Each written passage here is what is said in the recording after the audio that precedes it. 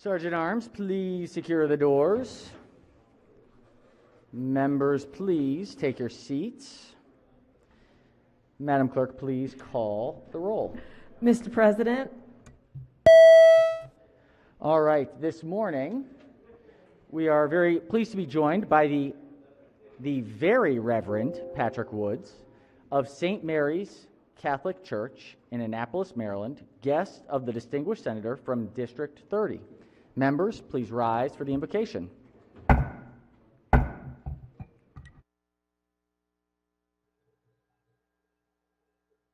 Good morning, everyone. My name is Father Patrick Woods. I'm the pastor at St. Mary's Parish, Catholic Parish in Annapolis, and I'm very happy to lead this morning prayer. I'm going to begin with a scripture from the prophet Isaiah. Do you not know? Have you not heard? The Lord is the everlasting God, the creator of the ends of the earth.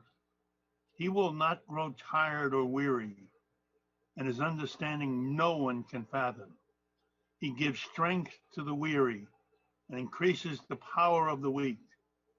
Even youths grow tired and weary, and young men stumble and fall. But those who hope in the Lord will renew their strength. They will soar on wings like eagles. They will run and not grow weary. They will walk and not be faint. Now let us pray.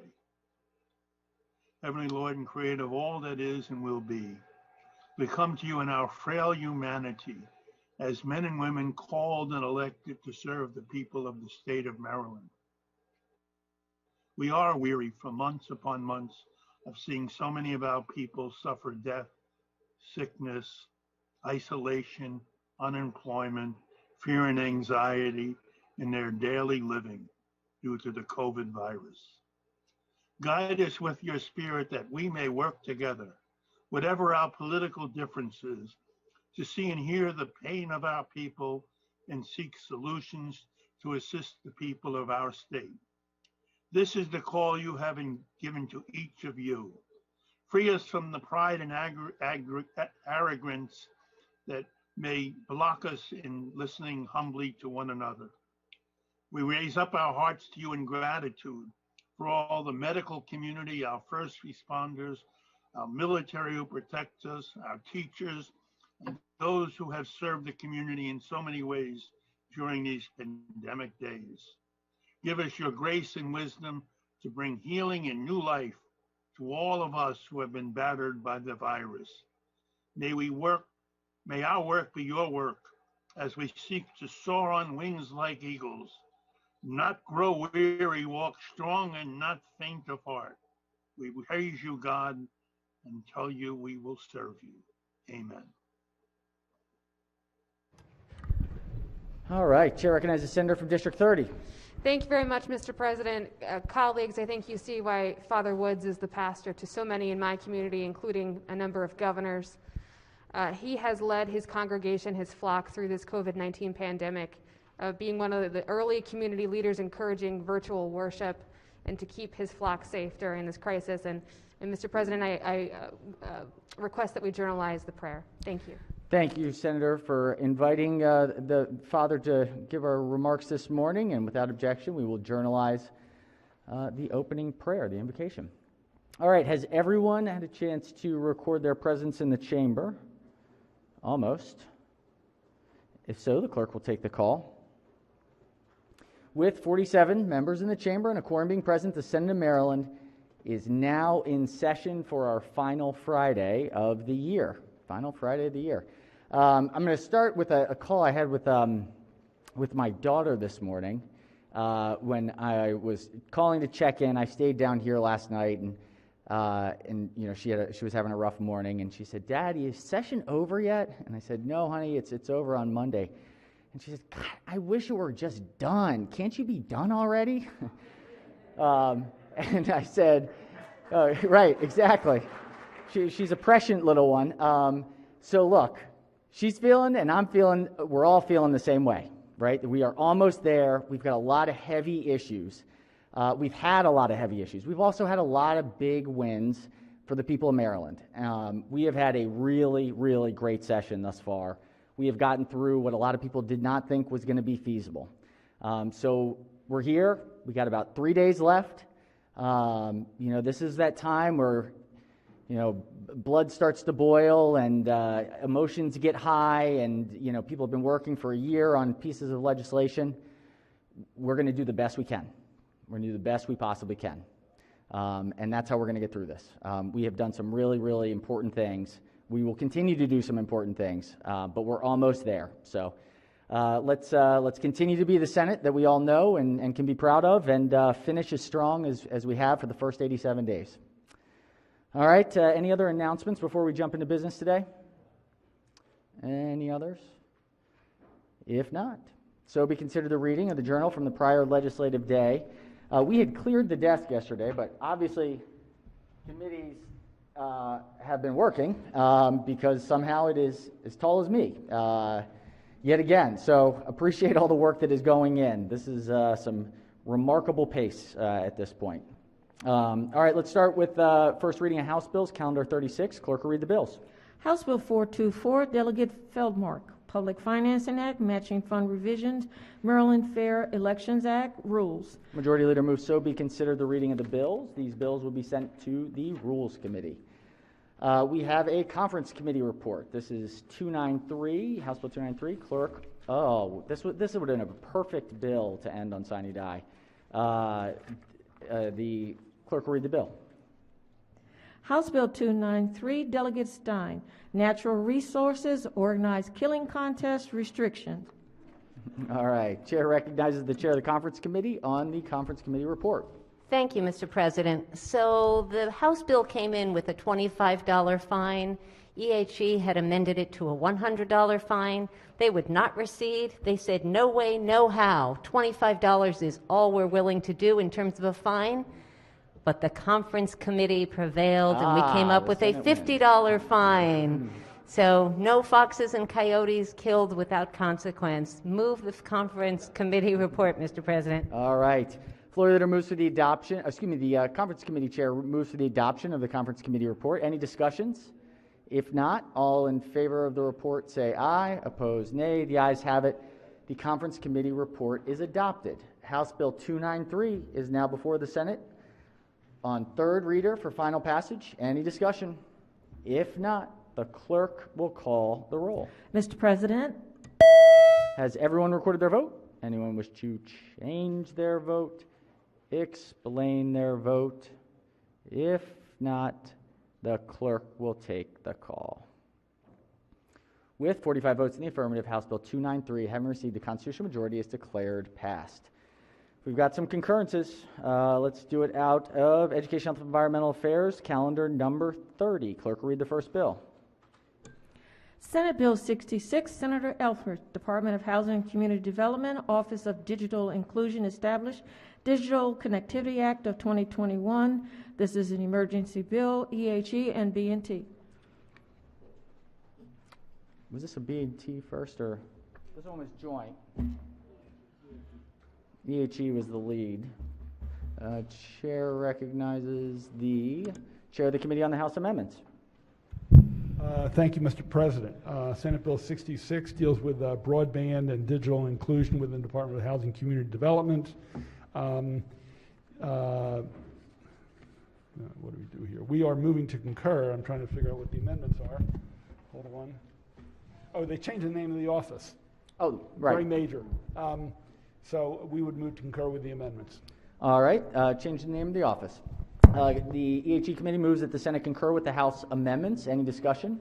If not, all in favor of the amendment say aye. Opposed, nay. The ayes have it. The House amendments are adopted. Senate Bill 66 is now before the Senate on third reading for final passage. Any discussion? If not, the clerk will call the roll. Mr. President. Has everyone recorded their vote? Anyone wish to change their vote? Explain their vote? If not, Chair, in explaining his vote, we put about $300 million of the federal money into the expansion of broadband statewide. And with the creation of this office and working with private partners, with mesh networks and infrastructure, I think this is going to be one of the things that we can be really, really proud of when we leave here, treating broadband like electricity. It is going to be put Maryland on the map as a leader. With that, the clerk will take the call. Mr. President, With 47 votes in the affirmative, Senate Bill 66 having received a constitutional majority is declared passed. Clerk will read the next bill. Senate Bill 84, Senator Young, Pharmacist, Administration of Self-Administered Medications and Maintenance Injectable Medications, EHE. Chair recognizes the Chair of the Thank you, Committee. Mr. President. on the House. This bill deals with the ability of pharmacists to administer maintenance injectable medications. It's an access issue for more people to get important injections when they can't get to a doctor immediately, where the pharmacist can do it like they do with the flu currently. We added a number of things. There was some question and debate about sexually transmitted infections. The House at this point said it was not quite ready for prime time. We're still going to continue working on it.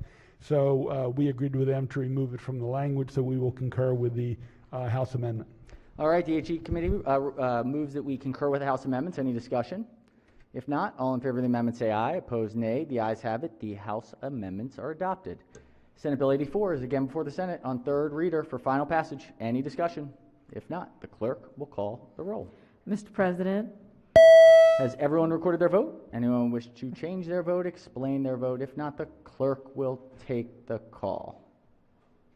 With 46 votes in the affirmative, Senate Bill 84, having received a constitutional majority, is declared passed. Clerk will read the next bill. Senate Bill 379, Senator Lamb, Health Occupations, Licensing of Audiology Assistants, EHE. Chair recognizes Chair of the Committee on the House amendments. Thank you, Mr. President. This is literally a technical change to make sure the crossfires are identical. Education, Health, and Environment moves to concur. All right, the committee moves that we concur with the House amendments. Any discussion? If not, all in favor of the amendment say aye. Opposed, nay. The ayes have it. The House amendments are adopted. Senate Bill 379 is now before the Senate yet again for third reader and final passage. Any discussion? If not, clerk will call the roll. Mr. President, Has everyone recorded their vote? Anyone wish to change their vote, explain their vote? If not, the clerk will take the call. With 47 votes in the affirmative, Senate Bill 379, having received a constitutional majority, is declared passed. Clerk will read the next bill. Senate Bill 687, Senator Smith, State and Local Housing Programs, Affirmatively Furthering Fair Housing, EHE. Chair recognizes the Chair of the Committee on the House amendments. Thank you, Mr. President. This addresses affirmatively assisting fair housing through DHCD. The House moved back the due date for a report by 1 year and replaced municipal corporations with local jurisdictions. We think they're a basic amendment. We agree with them. We would concur. All right, the committee moves that we adopt the House amendments. Any discussion? If not, all in favor of the amendment say aye. Opposed, nay. The ayes have it. The House amendments are adopted. Senate Bill 687 is now yet again on third reader for final passage. Any discussion? If not, the clerk will call the roll. Mr. President, Has everyone recorded their vote? Anyone wish to change their vote, explain their vote? If not, the clerk will take the call. With 47 votes in the affirmative, Senate Bill 687, having received a constitutional majority, is declared passed. Clerk will read the next bill. Senate Bill 699, Senator McCray, Baltimore Regional Neighborhood Initiative Program Fund, EHE, and B&T. Chair recognizes the Chair of the Committee on the House amendments. Thank you, Mr. President. This is the Bernie bill, shorthand for the Baltimore Regional Neighborhood Initiative Program Fund. It's a distant cousin to the NED bill. Same purpose. The House amendments remove the sunset of the mandatory appropriation. EHE will concur. The committee moves that we concur on the House amendments. Any discussion? If not, all in favor of the amendment say aye. Opposed, nay. The ayes have it. The House amendments are adopted. Senate Bill 699 is again before the Senate on third reader for final passage. Any discussion? If not, the clerk will call the roll. Mr. President, Has everyone recorded their vote? Anyone wish to change their vote, explain their vote? If not, the clerk will take the call. With 46 votes in the affirmative, Senate Bill 699, having received a constitutional majority, is declared passed. Clerk will read the next bill. Senate Bill 745, Senator Ellsworth, Health Occupation, State Board of Massage Therapy Examiners, Revision, EHE. Chair recognizes Chair of the Committee on the Thank you, House Mr. President. This bill deals with licensed massage therapists and their engagement in the practice of massage therapy. The House amendments do two things. They exclude the treatment of illnesses from the definition of the practice of massage therapy, and they restore a disclaimer that certain health insurance plans are not required to reimburse massage therapists for work performed. EHE agrees with the amendments and move to concur. All right, the committee moves that we adopt the House amendments. Any discussion? If not, all in favor of the amendment say aye. Opposed, nay. The ayes have it. The House amendments are adopted. Senate Bill 745 is on third reading for final passage. Any discussion? If not, clerk will call the roll. Mr. President, Has everyone recorded their vote? Anyone wish to change their vote, explain their vote? If not, the clerk will take the call. With 47 votes in the affirmative, Senate Bill 745, having received a constitutional majority, is declared passed. All right, we've got B&T concurrence. This is calendar 32. Clerk will read the bill. Senate Bill 660, Senator Gazzoni, State Lottery Fund, Maryland Humanities Council funding, B&T. Chair recognizes Chair of the committee on the House amendments. Thank you, Mr. Chair. The committee concurs with the House amendments to Senate Bill 660. 660 establishes a grant for the Maryland Humanities Council, and the housing amendments just correct drafting errors. Move to concur. All right, Chairman moves that we concur. The committee moves that we concur with the House amendments. Any discussion?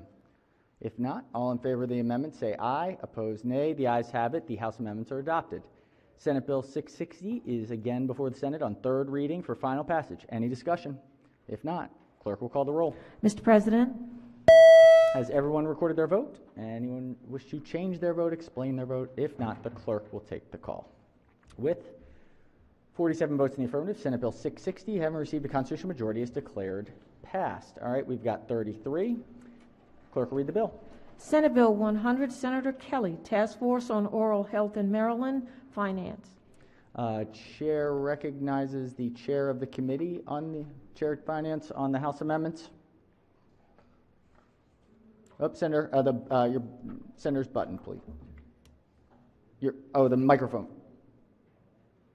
Thank you. We move to concur. All right. Any discussion on the amendments? The committee moves to concur with the House amendments. If no discussion, all in favor of the amendments say aye. Opposed, nay. The ayes have it. The amendments are adopted. Are there any, Senate Bill 100 is now before the Senate on third reader for final passage. Any discussion? If not, the clerk will call the roll. Mr. President, Has everyone recorded their vote? Anyone wish to change their vote, explain their vote? If not, the clerk will take the call. With 47 votes in the affirmative, Senate Bill 100, having received a constitutional majority, is declared passed. All right, we have, looks like a conference committee. This must be a Senate bill here. Oh, this must be the other side. Okay, this is on Senate Bill 200. Clerk will read the second message.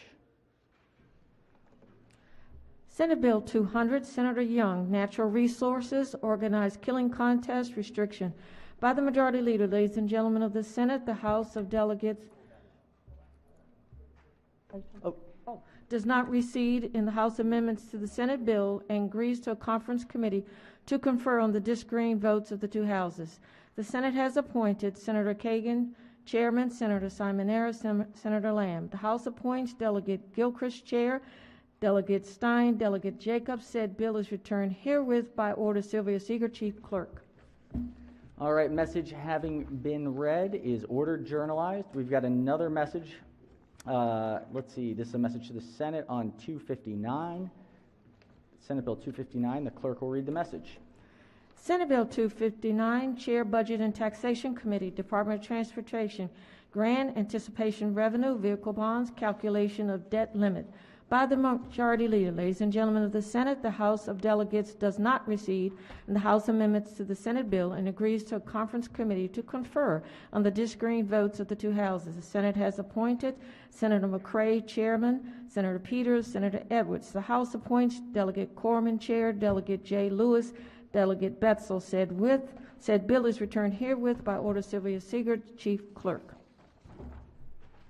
All right, message having been read is ordered journalized. Sorry, Senators, I'm just looking for Senate bills to make sure that we can get those out of the way here. And we do have a couple on second reading, so let's do those. We've got the report on the Committee of Education, Health, Environmental Affairs, report number 59. The clerk will read the first bill.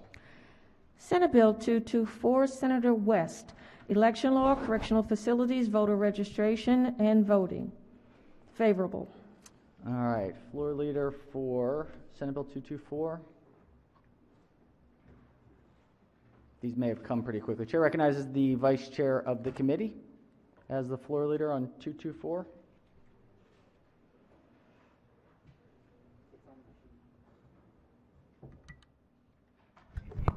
Can we come back to that, Mr. President?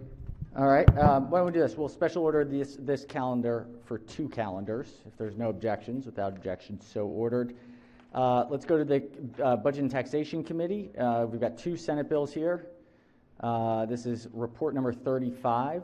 Clerk will read the first bill. Senate Bill 904, Senator Salling, sales and use tax, tax-free periods, university and college textbooks, favorable with 2 amendments.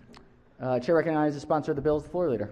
Thank you, Mr. President. Senate Bill 904, as amended, requires the comptroller, in consultation with the Maryland Higher Education Commission, to study and make recommendations on the feasibility and physical impact of estimating a sale tax holiday for textbooks. Move adoption for the committee report. Thank you, Mr. President. Floor leader moves for the adoption of the 2 committee amendments and the favorable committee report. On the amendments, any discussion?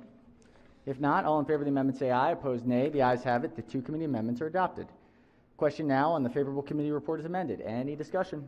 If not, all in favor of the report say aye. Opposed, nay. The ayes have it. The favorable committee report as amended is adopted. Are there any further amendments to the bill or its title? Seeing none, Senate Bill 904 is hereby ordered printed for 3rd reader. Clerk will read the next bill. Senate Bill 916, Senator McCray, taxes, whistleblower reward program, and statute of limitations for tax collection, favorable with 2 amendments. The chair recognizes the sponsor of the bill as the floor leader. Thank you, Mr. President. House Bill 804, as amended, establishes a whistleblower reward program administered by the Comptroller's Office. This bill also alters the statutes of limitation for tax collection by increasing the amount of time from when a tax is due until when it can be collected from 7 to 10 years, and the amount of time when a tax is assessed until when the assessment can be collected from 7 to 10 years. Committee amendments.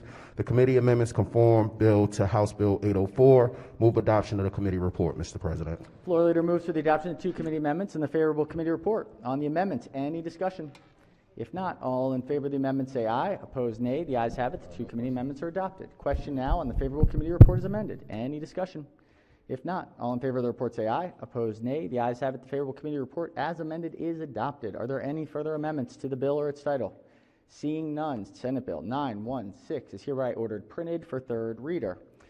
We've got another out of budget and tax. This is calendar 38. Clerk will read the bill. Senate Bill 269, Senator Ellis, property tax exemption, disabled active duty service members, disabled veterans, and surviving spouses, refund, favorable. Chair recognizes the senator from District 6 as the floor leader.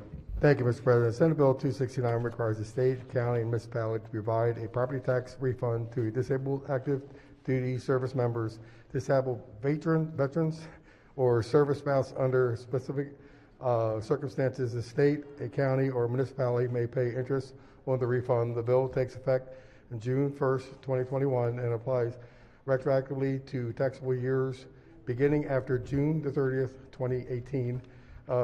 There is no amendments. Move adoption of the favorable committee report, Mr. President. All right, floor leader moves to the adoption of the favorable committee report. On the report, any discussion? If not, all in favor of the report say aye. Opposed, nay. The ayes have it. The favorable committee report is adopted. Are there any amendments to the bill or its title? Seeing none, House Bill 269 is hereby ordered printed for 3rd reader. All right, we've got judicial proceedings, calendar 45, Senate bill here. Clerk will read the bill. Senate Bill 23, Senator Heddleman, conditions of pretrial release, home detention monitoring, favorable with 2 amendments. Chair recognizes sponsor of the bill, Senator from District 11, as the floor leader. Thank you very much, Mr. President. This bill, as amended, is identical to House Bill 316 that we considered last night. It establishes that a pretrial defendant may not be required to pay a private home monitoring agency's monitoring fee or pay for the actual device if the defendant qualifies as indigent and has been provided a home monitoring device by the state or a local jurisdiction. The bill requires the state to pay for it and any fees that are incurred by the defendant who meet that criteria. The bill states that it's the intention of the General Assembly that, subject to the availability of federal funds, the implementation of this requirement be funded in the FY22 budget using federal funds. It also establishes a work group on home detention monitoring. The bill takes effect July 1, 2021, and remains effective until 1 year after the end of the governor's proclamation of the COVID state of emergency. Provisions regarding the work group terminate on June 30th, 2022. There are 2 committee amendments. The first one is technical. The second one conforms the bill to House Bill 316 by striking a provision authorizing funding to be provided by the Pretrial Services Program Grant Fund. It establishes the work group to study the costs. The amendment also states the intent of the General Assembly that the bill be funded by federal funds, and the amendment also provides that the bill terminates 1 year after the end of the governor's proclamation. I move the amendments and the adoption of the favorable committee report. All right, floor leader moves for the adoption of the 2 committee amendments and the favorable committee report. On the amendments, any discussion? If not, all in favor of the amendment say aye. Opposed, nay. The ayes have it. The 2 committee amendments are adopted. Question now is on the favorable committee report as amended. Any discussion? If not, all in favor of the report say aye. Opposed, nay. The ayes have it. The favorable committee report as amended is adopted. Are there any further amendments to the bill or its title? Seeing none, Senate Bill 23 is hereby ordered printed for 3rd reader. All right, we've got a second reader out of finance. We'll come back to the EHE one in just a moment on the Senate bills. This is Finance Report number 47. Clerk will read the bill.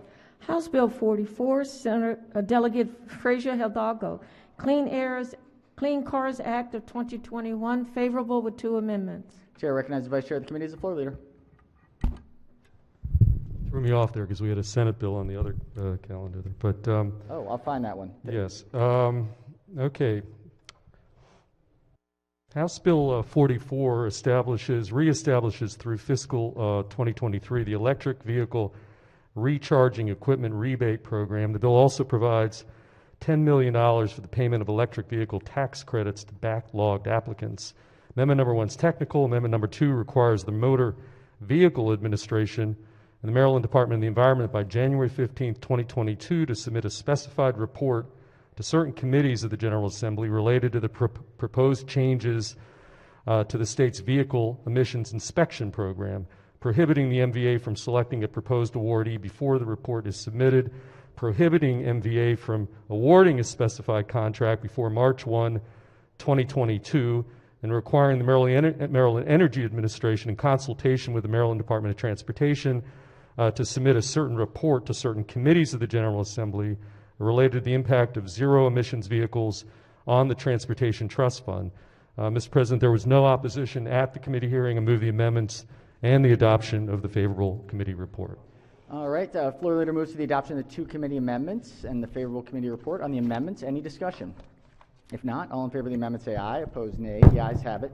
The 2 committee amendments are adopted.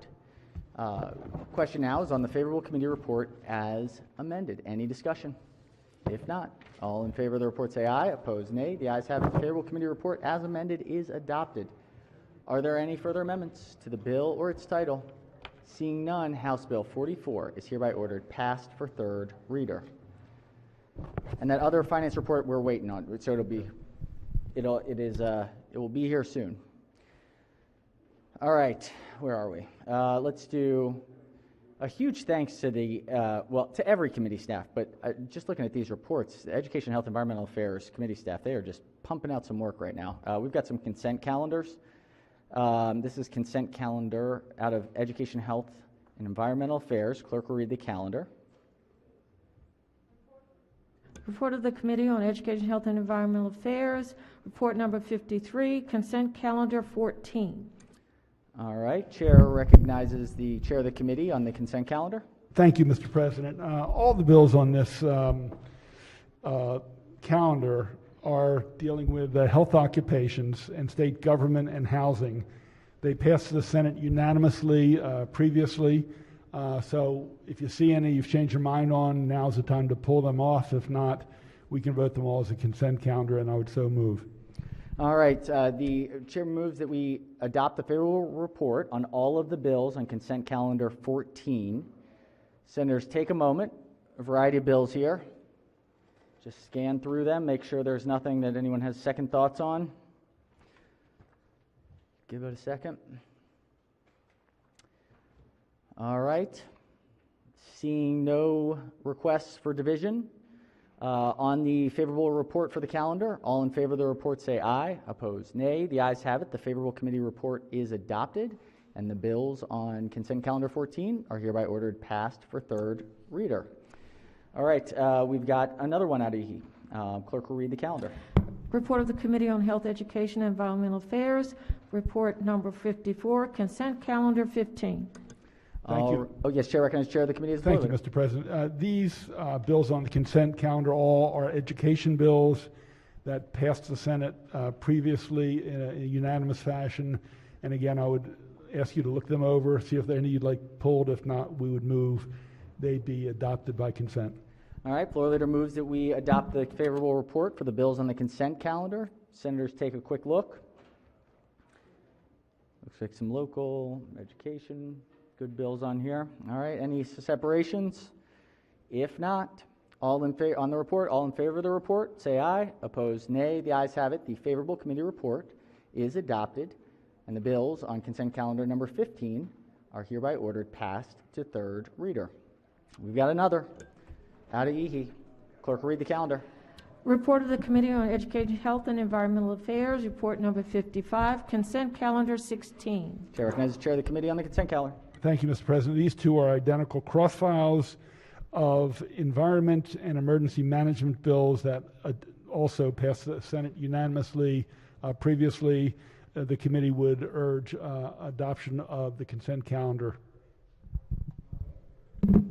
All right, the Chair of the committee moves that we adopt the favorable committee report for the bills on the consent calendar. Take a quick look, please. Are there any bills that senators wish to separate?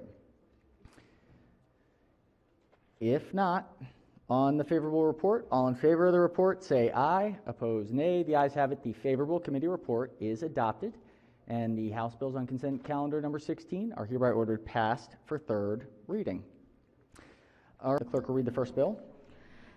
Senate Bill 224, Senator West, election law, correctional facilities, voter registration, and voting, favorable. Chair recognizes the Vice Chair of the committee as the floor leader. Thank you, Mr. President. We'll be having the House cross-file here, I suspect, shortly. But this bill just extends access to the right to vote to those who have earned it after serving their time. There are no amendments on this version. We do conform the House version to the Senate version, but it requires the Department of Public Safety and Corrections to basically be cooperative, to post signs, to put information on the website, and to educate inmates and those who have been released about their right to vote. There are regulations. There's an annual report to make sure that it's being done correctly. And so move Senate Bill 224, favorable report, Mr. President. All right, the floor leader moves that we adopt the favorable committee report. Any discussion? If not, all in favor of the report say aye. Opposed, nay. The ayes have it. The favorable committee report is adopted. Are there any amendments to the bill or its title? Seeing none, Senate Bill 2. President. Oh, I'm sorry. I'm sorry. Yes, Senator from District 6 on the report. Yeah, Or an amendment. Has an yes, amendment? sir. No, sir, I don't have an amendment. I apologize. I was trying to get your attention, but I was just looking at the bill and the vote, and my only problem is I don't see the vote on this. I don't know. Thank you, Senator. That's a totally fair question, and I actually flagged it for committee counsel because I realized that it's not in the system. Yes. I can tell you the vote on the cross-file, and I assume it would be identical. So if that's helpful, the vote in committee was 7-4. 7-4? Okay. Thank you very much, Mr. President. Thank you. All right. Any amendments to the bill or its title? Seeing none, Senate Bill 224 is hereby ordered printed for third reader. Clerk will read the next bill. Senate Bill 859, Senator Hayes, Department of Housing and Community Development, appraisal gap from historic Red Line Financial Assistance Program establishment, favorable with 5 amendments. Chair recognizes the Senator from Charles County as the floor leader. Thank you, Mr. President. This bill establishes the appraisal gap from historic Red Line Financial Assistance Program and Fund within the Department of Housing and Community Development. The purpose of this program is to provide financial assistance to affordable housing developers working in low-income census tracts in order to help close the appraisal gaps that occur in historically red-line neighborhoods. There are 5 committee amendments to this bill. Amendment number 1 makes technical changes. Amendment number 2 redefines affordable for purposes of affordable housing developments. Amendment number 3 removes the $4 million mandatory appropriation. Amendment number 4 alters the amount of financial assistance that may be provided. And finally, amendment number 5 requires the Department of Housing and Community Development to conduct a study on racial discrimination in community investments and to report its findings to the General Assembly. Mr. President, I move for adoption of the 5 committee amendments and the favorable committee report. Floor leader moves for the adoption of the 5 committee amendments and the favorable committee report. On the amendments, Chair recognizes Senator from Frederick County. Yeah, I'm just, if the floor leader will yield, I have a question. Will the floor leader yield for a question? Yes. Senator may proceed. I'm just trying to figure out the cost now, because you said it removed the $4 million mandate. So what is the cost of the bill now that we're looking at? Well, let me flip to that page to give you. So we're looking at, so the effect now is the $4 million is taken out, so it's no cost. So it's up to the Department of Housing, is that, or is it just a study now? Well, that word study is not in the bill. I guess it's more a guidance for the department to look at these historically redlined districts and to basically do what the bill says. Okay, thank you very much. Sure. All right, on the amendments, any discussion? If not, all in favor of the amendment say aye. Opposed, nay. The ayes have it. The amendments are adopted. Question now is on the favorable committee report as amended. Any discussion? If not, all in favor of the report say aye. Opposed, nay. The ayes have it. The favorable committee report as amended is adopted. Are there any further amendments to the bill or its title? Seeing none, Senate Bill 859 is hereby ordered printed for third reader. All right, let's see. We've got another one out of Education, Health, and Environmental Affairs, Calendar 56. Clerk will read the bill. House Bill 1322, Delegate Washington, Primary and Secondary Education School Personnel, Prohibition on Retaliation for Not Returning to In-Person Instruction and Work, favorable with 2 amendments. This is an emergency bill. Chair recognizes the Senator from Baltimore City as the floor leader. Thank you, Mr. President. This bill addresses and makes sure that our teachers, our paraprofessionals, and all of them, as we go back safely to in-person schooling, that everyone has the right and the ability to protect their health and those that they love and find vulnerable without the fear of losing their jobs or being decertified. As amended, this emergency bill requires that during just the 2020, the remainder of this academic year, and the state of emergency related to COVID-19 pandemic, the State Board of Education and local boards of education allow teachers, educational support professionals, and professional school personnel to the extent practicable. So again, to the extent practicable, to instruct or work remotely if the individual is not fully vaccinated. It extends this, of course, to some school personnel. It prohibits specifically any sanctions against anyone who chooses to not be able to return for in-person instruction. And specifically, some of the things that are outlined and were a concern to the committee is revoking certain professional certifications or disciplining, suspending or terminating or retaliating against the specific professionals in any way. There were 2 committee amendments. First, the committees voted to strike the preamble. Second, we felt like they needed some clarifying terminology really related to the COVID-19 vaccines. It seemed to, in the House bill, it seemed to imply that, but we felt we wanted to make sure that we were really specific about that. We also are requiring that the county board reply to an application for an accommodation. So again, it was implied in the original drafting that there would be a request for accommodation, but there was really no process for processing that accommodation, and so we provided a time limit on that. Additionally, hold on, because this has a lot.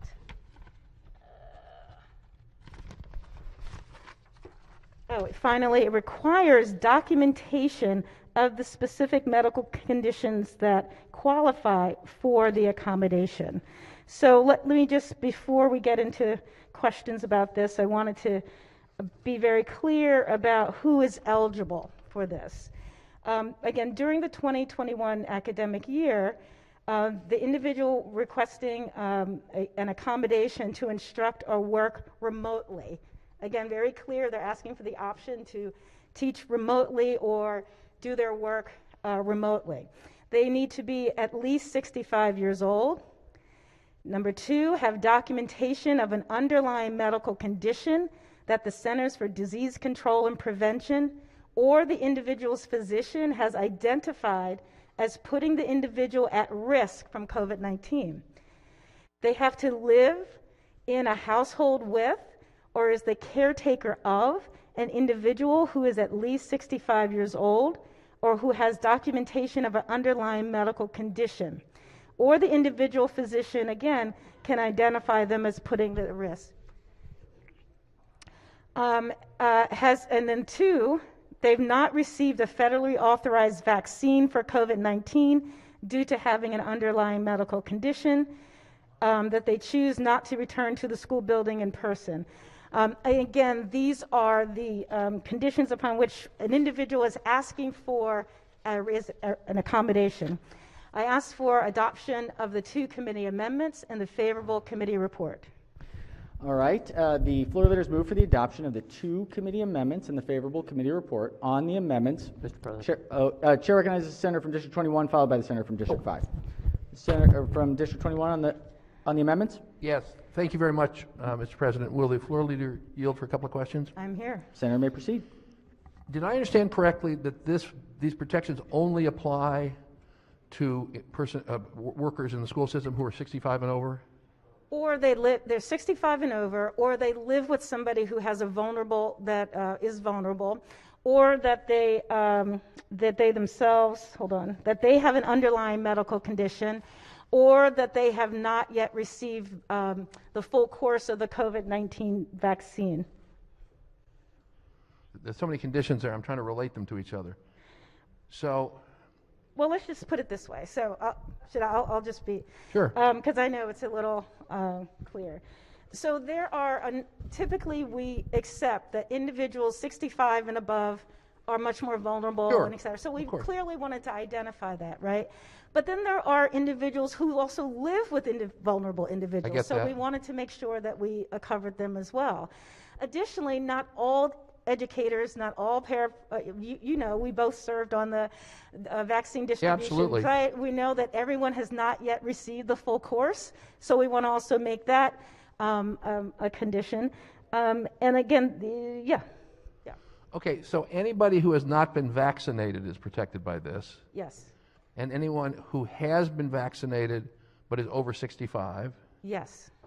And anybody who has been vaccinated or has not been vaccinated and is with someone who is over 65 and is at health risk. Yes. Is that a fair? Okay, that's helpful. So any of the above or all of the above. Okay, thank you. And this applies only for this academic year? Only to the end of this academic year.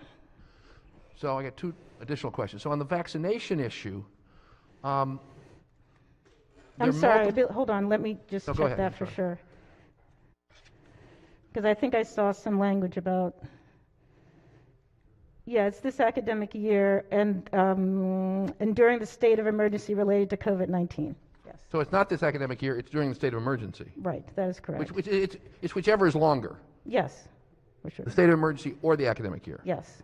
Well, the reason I push that question a little bit is because everybody thinks, the vaccines are one and done, and as you and I know, most people know but don't really focus on as much, that may or may not be true. We don't know how long the vaccines are going to last, we don't know what's going to happen with the variants, and so it could very well be that we're in a different vaccination situation in the middle of the next academic year. Right. And so the bill is drafted so that if there's still a state of emergency, these protections would apply regardless of whether anything else had gone on. That is correct, and it's to apply to protect, our teaching and support staff, but also our families and our children and their families. Oh no, I mean I think it's a great bill. I think I should have started out saying I think it's very important to protect folks. I mean there are a lot of controversies about this, and I think this is very important. Yeah. But I guess my last question is, I'm sorry, Mr. President. Yep, I'm Senator, having difficulty hold on one moment. Senator, it's getting really loud in here. I know everyone's busy, but please, if we could leave questions off the floor. Thank you. Thank you, Mr. President. Some employers are requiring vaccinations, and some employers are not requiring vaccinations. And I just got an AG's ruling relevant to the University of Maryland on that issue that basically says employers can require vaccinations. They can also require them for students. But they have to give exemptions related to ADA and related to religious freedom. So my question is, and I just don't know what's going on with the school systems. So if somebody, are school systems requiring vaccinations for their employees? I don't know. I'm not aware of that. I haven't heard that. Okay. So if they're not requiring it and a teacher just decides not to get a vaccination, they're automatically covered by this. Yes, if they choose not to return to the school building in person, and we are silent about that specific. But yeah, they would be choosing not to return, regardless of what the reason is. Okay, thank you very much. Very helpful. Thank you. Thank you, Thank you, Senator. Chair recognizes the Senator from District 5. Thank you, Mr. President. I wonder if the floor leader would yield for a question. Of Here, course. so, Senator, you may proceed. Nice to see you. I'll go this way and that way on the wood beams. Absolutely. So this is only for this academic school year. I know you said that. So a couple questions. One would be, everybody is within about 2-3 weeks, and maybe it's kind of piggybacking on the senator from Prince George's County. Everyone that wants a vaccine is pretty much going to have access between now in the next couple weeks, right? I mean, well, so is the school system liable if someone says, I don't want the vaccine and I want to keep teaching remotely? When you say liable, what, well, I mean, what is do the you school mean? system going to have to say, that's fine, you can, even if we don't want folks to keep teaching remotely, you can, solely because you don't have the vaccine because you choose not to have the vaccine? Yeah, I think the philosophy of the policy behind this is to provide for reasonable accommodations for individuals who genuinely believe that, so the answer is no. So this is good, I get that. So yes, so the answer is no. So no, so somebody can't say, I don't want the vaccine, but I also am afraid, afraid to come in and teach. Yeah, they are telling me no. Okay, good. Okay. But is that clear in the bill? I mean, I haven't been able to look at the bill. Is that clear in the bill? I would say that, yes, it's clear in the bill. Okay, yes. okay, and I apologize because I hadn't had a chance to look at it too closely. The other thing I this wanted to ask is, we're talking about teachers not being, this bill is to try to be sure someone's not fired, correct? Yes. I mean, or decertified. Yes.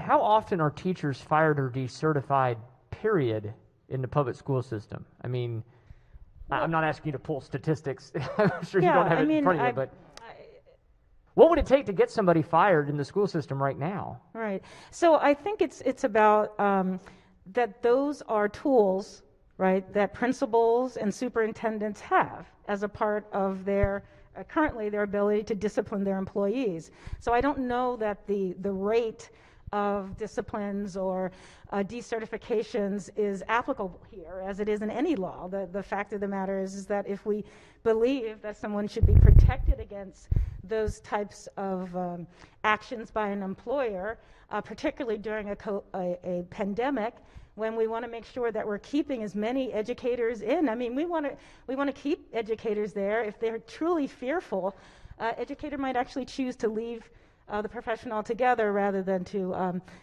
just to sort of take the next 6 weeks, do it remotely, know that they'll get a reasonable accommodation. Maybe they'll get access to feel a bit more comfortable. They get access to a vaccine. They start to see that we're opening up safely and slowly, and so we want to keep them in the workforce. Okay, I mean, and I do understand. I mean, some of my question is, there was a case of in I think it was Montgomery County, sort of a case of somebody doing something really bad while they were on a Zoom, right? And then they were just, I mean, it's something really bad. I don't want to say what, and then kids are kind of seeing it, and the guy wasn't even fired. And so I'm thinking, if you can't fire somebody for that, I'm not sure. Yeah, that case, that was an aide of some sort. It wasn't Teacher's an aide, instructor. It wasn't anyone classroom that teacher. was teaching, really. I mean, one of the challenges is because I guess have some people that are engaging in roles that they don't typically. So, of course, I don't find that's relevant here, but Okay. yeah, I would find that difficult. If you'll bear with me, I was also curious about whether this applies to just, because it sounds like you may have just answered my question, but let me be sure. Does this apply to people that are just classroom teachers? No, it applies to everyone who has the. Yeah, I said no. Right. Okay. It applies to everyone, in the school setting, who can reasonably do their work remotely. In other words, unfortunately, it wouldn't apply to a bus driver. Unfortunately, Okay, it good. wouldn't apply. So it's right. So where a reasonable accommodation can be made that they can do their work remotely. So if Like a they're- janitor or a bus driver has to come in, but Right. they're not typically, well, bus drivers are, but janitors are not typically, custodial staff have a very important job, but it doesn't usually involve them and having they to be do around very all the kids important all the work that time. we're not covered in this bill. Mr. President? Yes, will the floor leader yield for a moment? Absolutely. The floor leader is exactly right, but there's actually a sentence in the bill that says if they were previously temporarily assigned to work from home. So essentially, it's dealing with people who already have been doing this from home, and then, as the floor leader said, who need accommodations. They're elderly, they have underlying conditions, whatever. So okay, no, that's helpful. This is not opening a new policy. It's people who have been at home probably for the last 8 months or 7 months, that for the last few months, that if they meet these conditions, they can apply and ask for these accommodations. And I think also to amplify what the floor leader said, there have been some statements from people, including some school officials, about coming back or else. So it's not a policy, and I think the reason for this bill is to ensure there's no, I hate to use the word bullying because it's been overused to some degree, but that there's no intimidation, and to say there's got to be a process in place to allow people with those conditions, as the floor leader said, that's systematic, where they have to apply, they got to get a response, they got to show why. So that's really it. Okay. Look, students are slowly coming back, 20%, 40%, 60%. Some teachers are going to continue to work from home. And if someone has these conditions and we want to make accommodations, as the floor leader said, that's really the purpose of the bill. Thank you. Thank you for that clarification, Mr. Thank you very much. And Mr. President, if I, just to continue on this line of questioning for a minute more. Senator, proceed. So we have... Senators, it's really getting loud. It's really, we got to pull it together, please. All right, Senator, proceed. Thank you, Mr. President. So we have, we're saying this bill ends at the end of the current academic year. Yes. The reason correct, it does, right? Yes, You said that, right? Yes. Yeah, I have a concern because, and it sounds like this bill will not deal with that. The concern that I have is we want all schools, in my opinion, we want everybody to be back in person at the start of next school year. We need to be careful not to set this precedent that my concern is the vaccine. We know now, I think, that vaccine is not one and done. So, people will have to get a vaccine again, especially if you're high risk. Maybe, I think over time we may figure out societally and medically whether everybody needs to get it all the time. Certainly at first we want everybody to get it. But I don't want it, I was concerned about setting a scenario where people are like, until I can get the vaccine in December because my vaccine is going to wear off, I shouldn't have to come in to work. So that nothing in this bill is setting that precedent, correct? No, and I just to that, or the underlying assumption of that, is that our teachers and school professionals are working incredibly hard. I have family members that are educators. They are desperately trying to navigate some in-person, some hybrid. I don't know one person that does not want to be in the classroom with their children. Absolutely. But I also do know that there are those of them, there are those that are concerned that that love and desire to be in the class could potentially make them vulnerable and that they could pass on a disease that we still don't know enough about. onto their children. And I know you've seen in your own county there's been increases in positivity rates among school children. I mean, you know, we know that we're not through this, but I think what we want to make sure is that we give confidence to our educators that we care about them, we care about their lives, we want them to stay, you know, on board as educators, and they're not going to be sanctioned if they choose their health and the health of those they love, you know, over this job and responsibility. And again, I think the majority of this of educators are going to go back as long as we can do so safely. In fact, I know many educators that would they just want the back and forth to stop because the hybrid thing is really difficult yes, on it's them. very So difficult. I know, and it's just the questions I have are not really necessarily aimed at thinking someone, at least in most cases, is trying to game the system or anything like that. I do think we have to be careful about the precedents we set, but I understand the intention behind the bill. Mr. President, I think I would like to ask if the bill would lie over under the rule. Senator, yes, the motion would be in order. However, it is for an hour. Senator. I understand. That's fine. It may have possible amendment consideration. All right. Are there any objections to the senator's motion? Without objection, the bill and the amendment will lie over under the rule.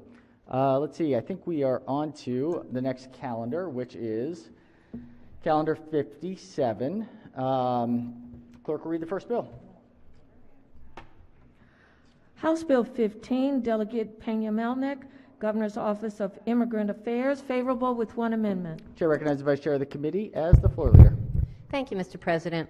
On March 19th, this body passed the cross-file Senate Bill 85, and to remind you, rather than piecemeal, this is going to create kind of one-stop shopping to support those who need help with services, language program, naturalization processes, and health services, and much more. I'd like to move the favorable report. Thank you, Mr. President. Floor leader moves for the adoption of the one committee amendment and the favorable committee report. On the amendment, any discussion? If not, all in favor of the amendment say aye. Opposed, nay. The ayes have it. The one committee amendment is adopted. Question now on the favorable committee report as amended. Any discussion? If not, all in favor of the report say aye. Opposed, nay. The ayes have it. The favorable committee report as amended is adopted. Are there any further amendments to the bill or its title? Seeing none, House Bill 15 is hereby ordered passed for third reading. Clerk will read the next bill. House Bill 90, Delegate Learman, State and Local Housing Programs, affirmatively furthering fair housing, favorable. Mr. President. Oh, yes. Chair recognizes Senator from Prince George's as the floor leader. Thank you, Mr. President. House Bill 90 is identical to Senate Bill 687, of which we just recently passed on third readers. But the bill requires the Department of Housing and Community Development to administer its programs and activities to affirmatively further fair housing. There are no amendments and minor impact, financial impact. I move adoption for a favorable report. Floor leader moves for the adoption of the favorable committee report. On the report, any discussion? If not, all in favor of the report say aye. Opposed, nay. The ayes have it. The favorable committee report is adopted. Are there any amendments to the bill or its title? Seeing none, House Bill 90 is hereby ordered passed for third reading. Clerk will read the next bill. House Bill 92, Delegate Lukey, Procurement, Invasive Plants, Species, Prohibition on Use of State Funds, favorable. Chair recognizes Senator from District 33 as the floor leader. Thank you very much, Mr. President. House Bill 92 addresses invasive species. We're trying to remove them from our state. This bill just simply states that we should not use state funds on state projects to purchase or plant invasive species. No committee amendments. Move the favorable report. Floor leader moves for the adoption of the favorable committee report. On the report, any discussion? If not, all in favor of the report say aye. Opposed, nay. The ayes have it. The favorable committee report is adopted. Are there any amendments to the bill or its title? Seeing none, House Bill 92 is hereby ordered passed for third reading. Clerk will read the next bill. House Bill 97, Delegate Learman, Department of Housing and Community Development, Office of Statewide Broadband Established Digital Connectivity Act of 2021, favorable. This is an emergency bill. Chair recognizes Senator from District 9 as the floor leader. Thank you, Mr. President. Colleagues, this bill is identical to Senate Bill 66, which we passed unanimously earlier. It establishes the Office of Statewide Broadband within the Department of Housing and Community Development. There are no committee amendments. I urge the adoption of the favorable committee report. Floor leader moves for the adoption of the favorable committee report. Any discussion? If not, all in favor of the report say aye. Opposed, nay. The ayes have it. The favorable committee report is adopted. Are there any amendments to the bill or its title? Seeing none, House Bill 97 is hereby passed for third reader. Clerk, read the next bill. House Bill 222, Delegate Wilkins, Value My Vote Act, favorable with 2 amendments. Chair recognizes the Vice Chair of the committee as the floor leader. Thank you, Mr. President. As I mentioned just a couple minutes ago, this is the cross-file to Senate Bill 224, which just shifted to third reader. This is conformed to the Senate version with 2 amendments. The first is technical, and the second includes the information that I referenced before about signage, reporting, and more to let folks know that they then have the right to register and vote. Move the favorable report as amended, Mr. President. Floor leader moves for the adoption of the 2 committee amendments and the favorable committee report. On the amendments, any discussion? If not, all in favor of the amendment say aye. Opposed, nay. The ayes have it. The 2 committee amendments are adopted. Question now is on the favorable committee report as amended. Any discussion? If not, all in favor of the report say aye. Opposed, nay. The ayes have it. The favorable committee report as amended is adopted. Are there any further amendments to the bill or its title? Seeing none, House Bill 222 is hereby ordered passed for third reading. Clerk, read the next bill. House Bill 545, Delegate Hornberger, Natural Resources, Licenses, and Stamps Revisions, favorable with 2 amendments. Chair recognizes the Senator from District 35 as the floor leader. Thank you, Mr. President. House Bill 545 requires the Department of Natural Resources to make available and on request issue specified hunting and fishing licenses and stamps in a digital or electronic format. An individual may satisfy any requirement under the Natural Resources article of the Maryland Code to possess or display those licenses or stamps by possessing or displaying the document in a digital or electronic format as provided by the department. There are 2 amendments. Amendment number 1 is technical. Amendment number 2 clarifies that the bill does not affect the requirement that an annual special Chesapeake Bay and coastal sport fishing license be permanently affixed to a boat. I'd like to move the amendments and ask for adoption of the favorable committee report. Floor leader moves to the adoption of the 2 committee amendments and the favorable committee report. On the amendments, any discussion? If not, all in favor of the amendment say aye. Opposed, nay. The ayes have it. The 2 committee amendments are adopted. Question now on the favorable committee report is amended. Any discussion? If not, all in favor of the report say aye. Opposed, nay. The ayes have it. The favorable committee report as amended is adopted. Are there any amendments to the bill or its title? Seeing none, House Bill 545 is hereby ordered passed to third reading. Clerk, read the next bill. House Bill 867, Delegate Smith, Baltimore Regional Neighborhood Initiative Program Fund, favorable. Chair recognizes the chair of EHE as the floor leader. Thank you, Mr. President. This is the House version of the bill we spoke about 15 minutes ago, the Bernie bill for Regional Neighborhood Initiative in the Baltimore region. It makes permanent the annual mandated appropriation. The bill takes effect July 2021. Move adoption of favorable report. Floor leader moves for the adoption of the favorable committee report. On the report, any discussion? If not, all in favor of the report say aye. Opposed, nay. The ayes have it. The favorable committee report is adopted. Are there any amendments to the bill or its title? Seeing none, House Bill 867 is hereby ordered passed for third reading. Clerk, read the next bill. House Bill 1155, Howard County Delegation, Howard County Alcoholic Beverages Delivery, Howard County 121, favorable. Chair recognizes the Senator from Anne Arundel as the floor leader. Thank you. This is a local Howard County bill passed unanimously with no opposition. This bill authorizes the holder of a Class A license or an employee of a license holder to deliver alcoholic beverages within Howard County. The deliverer and recipient must sign a form indicating that they were 21 years old and provided documentation. Bill takes effect July 1st, 2021. There were no amendments. Move the favorable committee report. Floor leader moves for the adoption of the favorable committee report. On the report, any discussion? If not, all in favor of the report say aye. Opposed, nay. The ayes have it. The favorable committee report is adopted. Are there any amendments to the bill or its title? Seeing none, House Bill 1155 is hereby ordered passed for third reading. Clerk will read the next bill.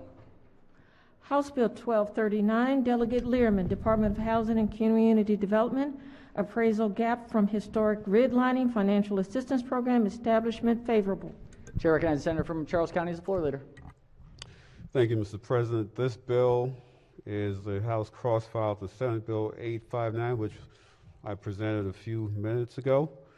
It establishes the appraisal gap from historic redline financial assistance program and fund within the Department of Housing and Community Development. The purpose of this program is to provide financial assistance to affordable housing developers working in low-income census tracts in order to help close the appraisal gap that occurs in historically redlined neighborhoods. Since Senate Bill 859 conforms to this bill, there are no amendments and there's no fiscal impact, and I move for adoption of the favorable committee report. Floor leader moves for the adoption of the favorable committee report. Any discussion?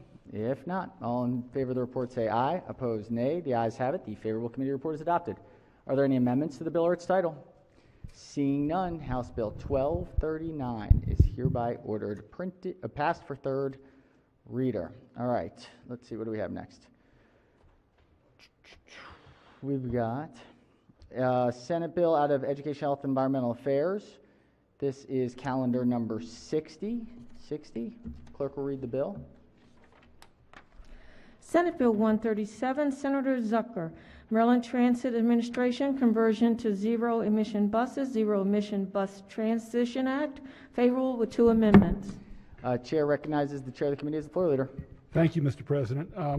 Senate Bill 137, which we had been holding and looking at in committee, says that beginning in 2023, the Maryland Transit Administration should begin to use zero-emission buses subject to certain exceptions. The bill does not apply to any bus that is part of a locally operated transit system. It also requires MTA to submit a report of each year. There are a couple of amendments. The first one is technical. The second one conforms the bill to the provisions this chamber adopted in Senate Bill 414, also called the Climate Solutions Now Act, to address some exceptions that were requested by the MTA. It says that they want to ensure that there are situations where electric vehicles, buses are not appropriate to allow that, which we did. The amendment also requires that the money be paid for from the Transportation Trust Fund. Mr. President, move adoption of 2 committee amendments, favorable committee report. Floor leader moves for the adoption of the 2 committee amendments and the favorable committee report. On the amendments, chair recognizes the senator from District 36. Thank you, Mr. President. Would the floor leader yield for questions? Will floor leader yield for questions? Appears so. Senator may proceed. Sure. Thank you. I understand that MTA is already in a contract to purchase 70 new clean diesel buses each year. Does this affect that, or how does what happens with respect to this bill in that current? Well, it says beginning in 2023. Right. They cannot, except in certain circumstances, enter into any contract for anything other than zero emissions buses, except in those unique circumstances that we allow for. Except for the longer buses and the special buses, I thought Yes. was the requirement. Okay. So I would assume that if they're trying to do that, that either is a contract that would have to be revoked, or they just can't go forward with that plan anymore? No. It's after 2023. It's not saying you've got to get rid of your bus fleet. No, I know. It's saying after 23, as you purchase new buses, you need to buy zero emissions or electric buses, except in certain circumstances. So we're not saying on 2023 you've got to sell your bus fleet. It says as you purchase new ones, replacement ones, we want you to lead by example in cleaning up the air and making the environment healthier. So we're saying prospectively, be responsible in your purchases and lead by example.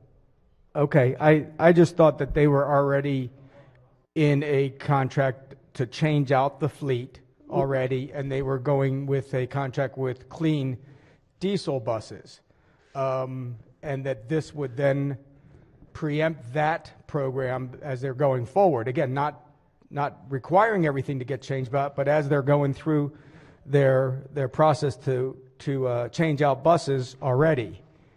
So then obviously the cost comes into consideration, and this had substantial costs. The difference between the new buses that they were looking to get and these buses looks like about $375,000 per bus. Is that correct? I don't think the difference is that great. I don't have the exact figure in front of me, but it's also my understanding, Senator, that the state has already committed to doing electric buses, not as many originally as we would like. That's why we have this bill. But I believe they've already committed to having zero emissions buses going forward. And, the other thing in terms of cost, there's also a downstream cost, Senator, in terms of public health. Right. And people with asthma, people particularly in urban areas, the fumes and everything else. So I think the idea in terms of addressing public health and rather cleanup costs for the environment is to make that investment at the front end. The marginal cost between what a traditional bus would cost and a zero emissions bus, that it benefits public health and as well as the environment. No, I understand. I've heard that argument several times if it relates to either buses or utility policy. And you can buy the videotape for $19.95. Yes, I understand. Okay, I was concerned about the cost. Again, I know this is coming out of the Transportation Trust Fund. We've already heard several people pieces of legislation trying to get into more and more money being diverted into certain priority projects. I understand ridership is down at MDTA as a result of teleworking. We've heard a number of, in fact, we had a bill in Finance Committee today that referenced that. So I was just, again, concerned about the cost of this, but certainly understand, let's just say. But Senator, it's only the ordering of new buses. So if there's not a high ridership and they don't need new buses, we're not forcing them to buy new buses. So they continue to do the normal course of state business. But if they have to purchase new buses, if they meet their lifetime, and I don't know what the lifetime of a bus is, and they need to replace it, or the ridership goes up 4 years from now, then they need to start shifting to zero emissions buses. But I'd like to defer to the sponsor of the bill if I could, Mr. President. Will the sponsor of the bill yield for clarification? Yeah, actually, I'd love to. Senator, may proceed. Senator, do you mind if I address the question that you had regarding? Of course. So right now, my understanding, based on your question, is the Maryland Transit Administration is going out to contract on diesel buses, and you're wondering what impact this legislation will have on that current contract. That's correct. Nothing. That contract will still be in place. They'll go ahead and get those diesel buses. However, after the year 2023, if they're going to enter into a new contract, that's when this will apply. But if the state of Maryland is currently in a year or multi-year contract when it comes to diesel buses, they may proceed even if this bill becomes law. So that was my question. If 2022, 2023 is 2 years, you're saying that the MTA's contract does not extend past 2023? If it's multi-year, but if there's any new contract, so it could probably go beyond 2023 if that's what that current contract says, but any new contracts that have started after 2023, that's when it would have to go into this posture. Okay, I'm just saying sometimes those aren't separate and individual contracts. It might be one 5-year contract. There might be a commitment, they were saying 70 a year, there might be a commitment for 350 buses that last 5 years. I don't know if they went that far with their contract or if there's specifically individual 70 buses per year annual contracts. I mean, what I can speak to is that currently right now, if the agency is starts a new contract on, say, a certain type of diesel fuel bus, they can enter into that contract, and then after the year 2023, their contract would have to, any new contract after that would have to include the provisions in this bill if it becomes law. Okay. Do you remember, and again, I know this wasn't in your committee, but maybe did you have conversations with MTA about, looks like the vice chairman's getting up, was there conversations about having to upgrade the garage facilities in order to accommodate these buses as well? I don't remember. They offered a couple of amendments that we actually adopted. Okay. And the Center from Anne Arundel County, I think, did have some conversations. I do not remember a conversation about garages. Okay. All right. Well, to both of you, I appreciate your responses. Thank you, Mr. President. Thank you, Senator. All right. Chair recognizes Senator from District 34 on the amendments. Thank you, Mr. President. Just a question for the floor leader or the sponsor. Floor leader yield.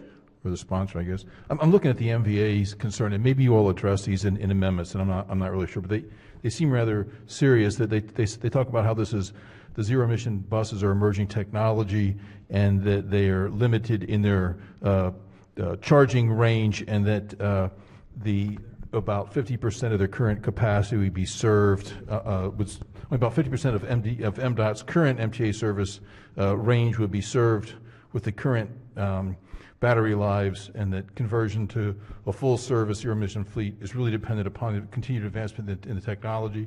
And then finally, they talk about how MDOT buses are frequently deployed statewide for emergency evacuations or other special events, and that the range would be limited because you wouldn't have charging stations available perhaps in those areas. Were those concerns addressed for MDOT? Yes. Okay. So we allow, if the agency believes that they will not work or are inappropriate, it allows them to use alternative fuels. Distance for one, other emergency uses that are different size or whatever, we allow that. That's in the amendment. Okay, thank you. Thank you, Senator. All right, on the amendments, any further discussion? If not, all in favor of the amendment say aye. Opposed, nay. The ayes have it. The two amendments are adopted. Question now is on the favorable committee report as amended. Any discussion? If not, all in favor of the report say aye. Opposed, nay. The ayes have it. The favorable committee report as amended is adopted. Are there any further amendments to the bill or its title? Seeing none, Senate Bill 137 is hereby ordered printed for third reader. All right, we've got a budget and taxation calendar 37. Clerk will read the bill. House Bill. Was there another bill on that calendar? Yeah, no, Mr. President. I was just going to say, would it be possible, this is a Senate bill, would it be possible to suspend the rules and take it up on third reader? Senator, we don't have a printed version of the bill, unfortunately, at the moment. Okay, so we'll see. If we get it, we will, but we'll try. Thank you. All right. All right. 37. Clerk will read the bill. House Bill 1311, Delegate Mangione, property tax exemption, disabled active duty service members, disabled veterans, and surviving spouses, refund favorable. Chair recognizes the senator from District 6 as the floor leader. Thank you, Mr. President. House Bill 1311 is exact match as Senate Bill 269, which we passed just earlier this morning. It's the same bill. It's the state and the county and municipality to provide a property tax refund to disabled veterans, duty service members, disabled veterans, and their spouses. The state and the county and municipalities must pay interest on the refund. It takes effect June 1st, 2021. There's no amendments. Move favorable to the committee report. Thank you, Mr. President. Floor leader moves to the adoption of the favorable committee report. Any discussion on it? If not, all in favor of the report say aye. Opposed, nay. The ayes have it. The favorable committee report is adopted. Are there any amendments to the bill or its title? Seeing none, House Bill 1311 is hereby ordered passed to third reader.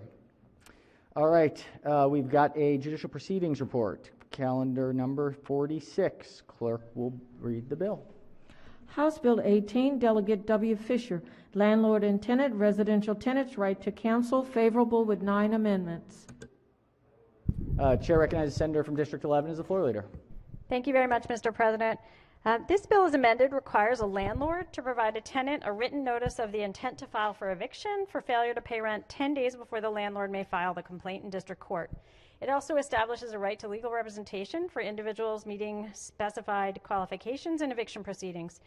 To facilitate this right, the bill establishes the Access to Counsel and Evictions program administered by the Maryland Legal Services Corporation to organize and direct services and resources in order to provide all covered individuals with access to legal representation. The bill also establishes an Access to Counsel and Evictions Task Force and Access to Counsel and Evictions Special Fund, which is a special fund to be administered by MLSC for the purpose of providing funding to fully implement a civil right to legal representation in evictions and other related proceedings. The access to legal representation established by the bill shall be phased in over a time determined by MLSC with a goal of full implementation before October 1, 2025. There are 9 committee amendments. The first one is technical. The second one strikes reference to right to counsel and replaces the term with access to counsel. Amendment 3 defines and amends back into the bill the term designated organizations, which are the organizations that MLSC provides grants to. Amendment 4 provides that a covered individual has access to counsel under the bill for judicial administrative proceedings to evict or terminate the housing subsidy of the tenant, and it specifies when the access to counsel attaches. Amendment 5 specifies that MLSC shall provide documents in English and other languages. Amendment 6 alters the membership of the Access to Counsel Evictions Task Force. Amendment 7 alters the purpose of the Access to Counsel and Eviction Special Fund, and it specifies that access to legal representation under the bill is subject to availability of funding. Amendment 8 strikes the requirement that MLSC adopt regulations to carry out the provisions of the bill. Amendment 9 requires a landlord to provide a tenant a certain written notice in a certain way of the landlord's intent to file a claim in district court for failure to pay rent if the tenant doesn't cure within 10 days after the written notice is provided. It requires a landlord to specify in the complaint for repossession for failure to pay the date the landlord provided the notice to the tenant and authorizes the tenant to challenge the landlord's assertion. And it requires the judiciary to develop and publish a notice of intent to file a complaint for summary ejection form. I move the amendments and ask for a favorable adoption of the report. Floor Leader moves for the adoption of the 9 committee amendments and the favorable committee report. On the amendments, any discussion? If not, all in favor of the amendment say aye. Opposed, nay. The ayes have it. The 9 committee amendments are adopted. Question now on the favorable committee report is amended. Any discussion? If not, all in favor of the report say aye. Opposed, nay. Oh, I'm sorry. Chair recognizes the Senator from District 36 on the report. Thank you, Mr. President. A question for the floor leader. Will the floor leader yield? Certainly. Senator may proceed. Just trying to go through this real quick with all the amendments, but is there a part in here that provides a right to counsel for the landlords? No, but I will tell you that 96% of landlords do have counsel, or they have a specialized agent that is has a particular expertise in housing. So only 1% of tenants do, but 96% of landlords already have that. Okay, so again, I'm sorry then. So this isn't broadly with all landlord and tenant contracts. It's only specific to larger landlords that have this type of operation, not individual homeowners? Sorry, this provides access to any tenant that meets certain income eligibility requirements. So these are for indigent people who have to appear before court in or are served by notice by their landlord that there is a court proceeding.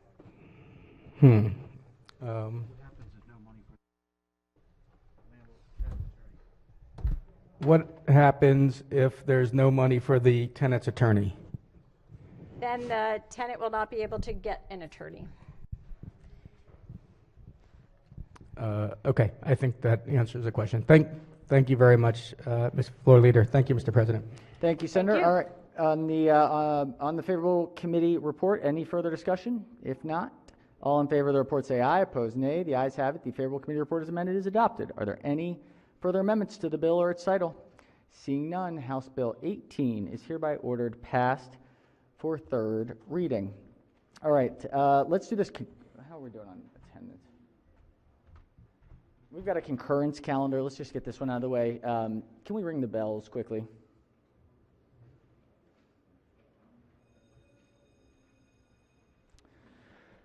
All right, we've got a concurrence for Budget and Taxation Committee.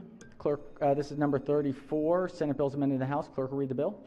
Senate Bill 102, Senator Eckert. Income tax credits for preceptors in areas with healthcare workforce strategies, B&T. Chair recognizes the chair of the Committee on the House Amendments. Thank you, Mr. President. Committee concurs with the House amendments to Senate Bill 102.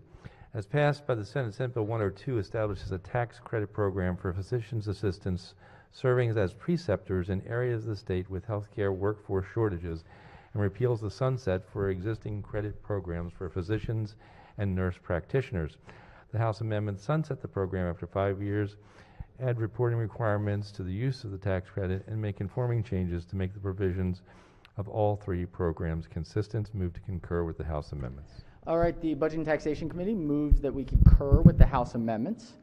Any discussion on the House amendments?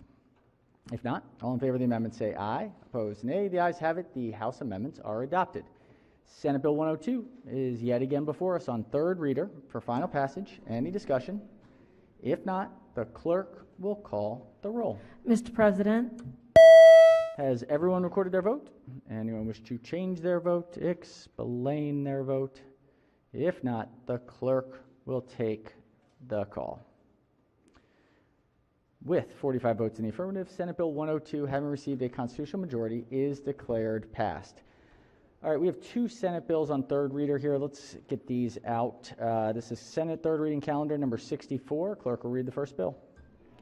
Senate Bill 55, Senator Signor, Legislative Department, eligibility to serve as senators and delegates, place of abode. This is a constitutional amendment. Senate Bill 55 is on third reading for final passage. Any discussion? If not, the clerk will call the roll. Mr. President? Has everyone recorded their vote? Anyone wish to change their vote? Explain their vote. If not, the clerk will take the call. With 47 votes in the affirmative, Senate Bill 55, having received a constitutional majority, is declared passed. Clerk will read the next bill. Senate Bill 234, Senator Lamb, Personal Information, State and Local Agency, Restrictions on Access, Maryland Driver Privacy Act. Senate Bill 234 is on third reader for final passage. Any discussion? If not, the clerk... Mr. President. Yes, Chair recognizes... I just want to say real briefly, I still do have concerns about this legislation and specifically about denying police and agencies access to records. I just think specifically, you know, we've had problems in this area and we've done things that were good intentioned before, you know, but, you know, it brings me back to 9/11, why we have the Real ID. And I get worried about whenever we deny authorities and police access to certain records. So I'm going to be voting no. Thank you, Senator.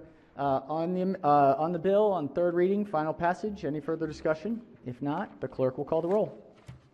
Mr. President? Has everyone recorded their vote? Anyone wish to change their vote? Explain their vote. If not, the clerk will take the call. With 33 votes in the affirmative, Senate Bill 234, having received a constitutional majority, is declared passed. All right, I think that's all our third reader Senates. So let's see if we can get any of these Senate bills moving fast enough. There's no objections. We've got a calendar out of Finance. This is calendar number 48, Senate bill. Mr. President? Over here. Yes, Senator from District 12. Could I be registered in the green on Senate Bill 102? 102. Are there any objections to Senator's vote on green on 102? Without objection, so ordered. Chair recognizes the Senator from District 9. Could I be recorded in the green on Senate Bill 699? 699. Senate Bill 699. Any objections to Senator's motion? Without objection, so ordered. Any other adjustments? All right. Clerk will read the bill. Senate Bill 902, Senator Hester, Economic Development, Cyber Workforce Program and Fund established, favorable with two amendments. Chair recognizes the Vice Chair of the committee as the floor leader. Thank you, Mr. President. This important piece of legislation, I think, for our emerging cybersecurity industry, taking advantage of some federal grant money that we believe is coming down the pike. Specifically, Senate Bill 902 establishes the Cyber Workforce Program in the Maryland Department of Commerce's Partnership for Workforce Quality Program. The purposes of the program are to support cyber careers, provide education and training scholarships in cyber-related fields, and provide funding for specified cyber-related activities, including cyber-related workforce development and apprenticeship programs. The bill also establishes the Cyber Workforce Fund as a special fund within the Commerce Department to support the activities of this new program. Amendment number 1 is technical. Amendment number 2 strikes the provision specifying that it was the intent of the General Assembly that $25 million in pandemic relief funds be distributed to the fund. Also strikes provisions related to the transfer of certain unencumbered scholarship funds to the Cyber Workforce Fund, and limits the funds that may be allocated to certain planning and strategy activities to 10% of the annual funding provided to the fund rather than 10% of the money in the fund. Mr. President, there was no opposition in the committee hearing. We passed the bill unanimously out of the Finance Committee. I move the amendment's adoption of the favorable committee report. Floor leader moves for the adoption of the two committee amendments and the favorable committee report. On the amendments, any discussion? If not, all in favor of the amendment say aye. Opposed, nay. The ayes have it. The two committee amendments are adopted. Question now is on the favorable committee report is amended. Any discussion? If not, all in favor of the report say aye. Opposed, nay. The ayes have it. The favorable committee report as amended is adopted. Are there any? Oh, yes. Chair recognizes the Vice Chair. By chance, do we have a printed copy of this piece of legislation yet for purposes of suspending the rules? Not quite yet. Once there are amendments on, it will be moved. Yes, Senator. Okay. We'll jump to it once we have it. Thank you. Thank you. All right. Any further amendments to the bill or its title? Seeing none, Senate Bill 902 is hereby ordered printed for third reading. All right. We've got a Senate bill out of judicial proceedings, calendar 47. Clerk will read the bill. Senate Bill 57, Senator Lee, Family Law, Child Custody and Visitation, favorable with 2 amendments. Chair recognizes the sponsor of the bill as the floor leader. Thank you, Mr. President. The bill, as amended, establishes specified factors for the court to consider in determining the best interest of the child in a custody or visitation proceeding. The bill also alters statutory provisions that require a court to deny custody or visitation rights to a party in specified circumstances involving the abuse or neglect of a child, and establishes reasonable efforts to protect a child or party may not be considered as an unjustifiable denial or interference with visitation granted by a custody or visitation order. The committee had added 2 amendments. Amendment number 1 is technical. Amendment number 2 changes the standard of evidence from reasonable grounds to preponderance of evidence that a court must apply in determining whether a child has been abused or neglected by a party for purposes of denying custody or visitation rights to a party. Strikes the language specifying that there's no presumption that joint custody is in the best interest of the child. Strikes the codification of best interest factors. Move favorable to the committee report as amended. Floor leader moves for the adoption of the 2 committee amendments and the favorable committee report. On the amendments, any discussion? If not, all in favor of the amendment say aye. Opposed, nay. The ayes have it. The 2 committee amendments are adopted. Question now is on the favorable committee report as amended. Any discussion?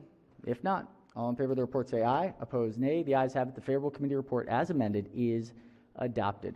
Are there any further amendments to the bill or its title? Seeing none, Senate Bill 57 is hereby ordered printed for third reader.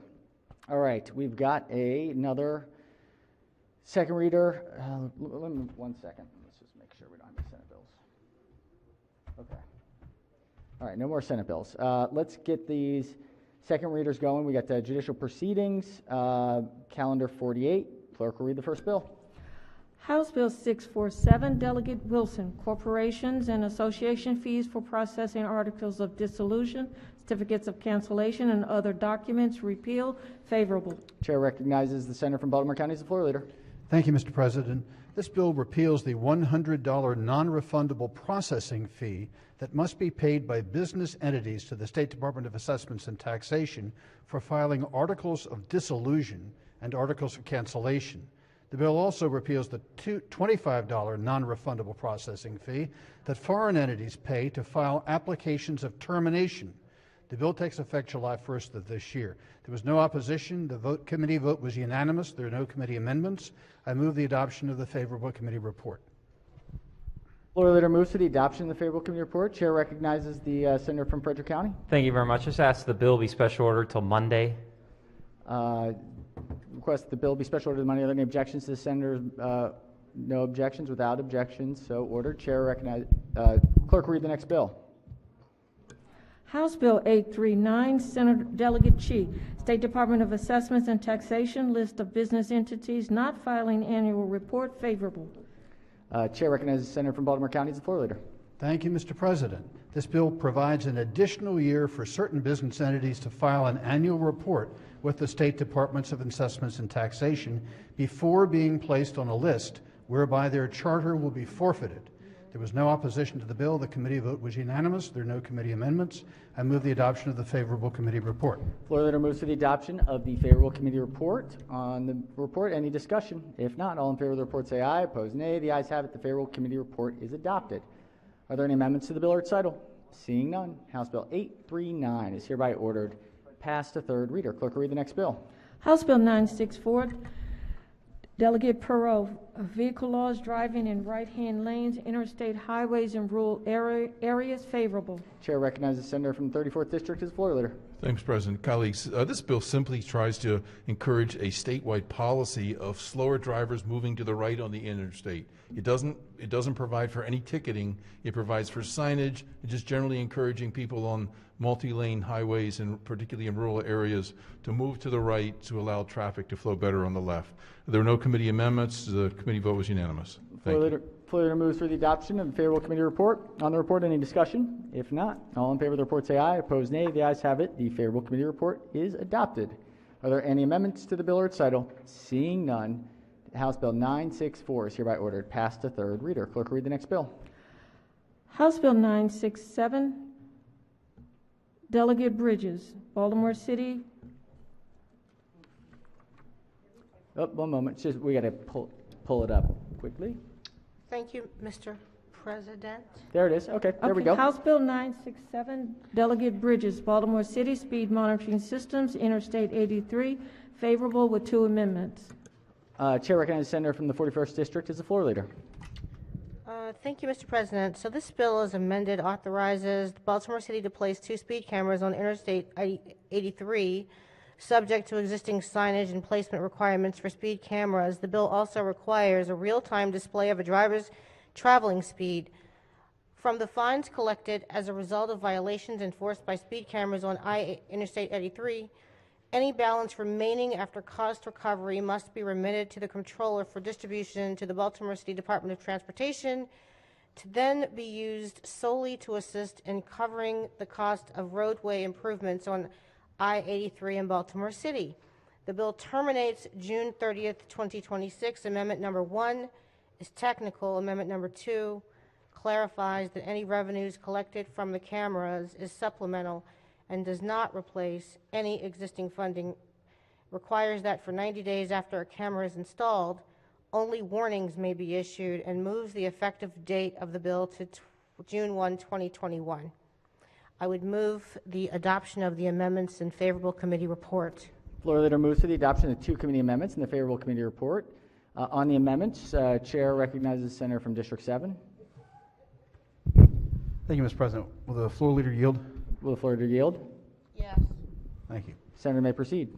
So if I remember correctly, when we did speed cameras, they had to be on the interstates. They could only be in construction zones, and they had to be mobile. Is this changing that policy? Well, I don't know that we had an etched in stone policy that was for the whole state of Maryland in all circumstances, but this is definitely the result of some horrific traffic accidents and the fact that that roadway is very dangerous according to multiple studies. Well, we have a lot of interstates that are dangerous. I mean, they kind of fall in the same level there. But what I'm looking at is, I think this body and the other body passed a law several years ago that allowed speed cameras on interstates, again, in construction zones and temporary. So this is now, I think, going to allow permanent speed cameras on 83. So it's only 2 of them it's going to allow. Does it specify where? Yeah, it does. They're going to be in this. It does specify where. I can find it in the bill, but the goal is to have it in the part of 83 that is Baltimore City, southbound and northbound. Yeah, because it's 83 shared with Baltimore County also. So what concerns me on this is a lot of my constituents are going to be coming south on 83 going to work in the morning. They're going to get this and on their way home. I want to make sure that these are far enough below the county's line.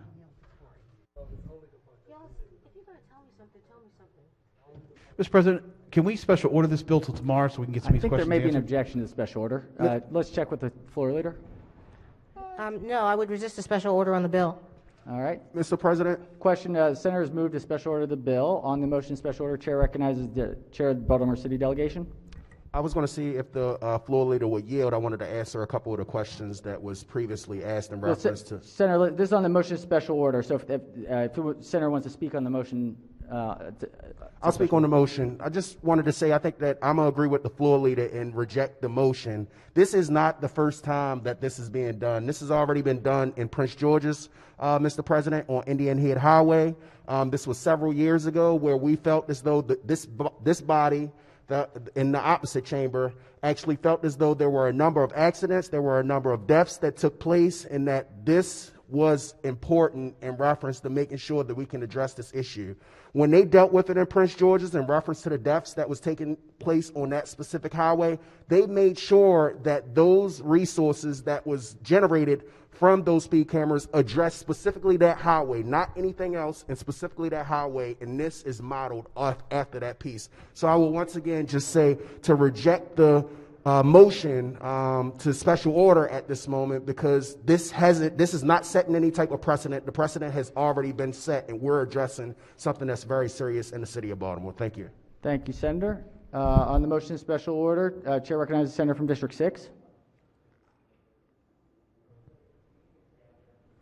I just had a couple questions. So if you want to go forward with the special order, that's fine. But after that, I have some questions if it doesn't get special order. Thank you, Mr. President. Thank you, Senator. All right. Are there any senators who have not yet spoken who wish to speak on the motion? Chair recognizes the Senator from District 34 on the motion.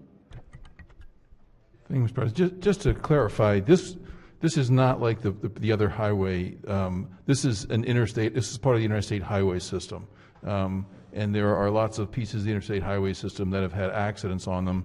And our typical response to that is that the state police come out and effectively put speed traps up and stop the speeding. But this would, as the maker of the amendment said, this is breaking new ground. We haven't done this yet. This would be like putting speed cameras on 95.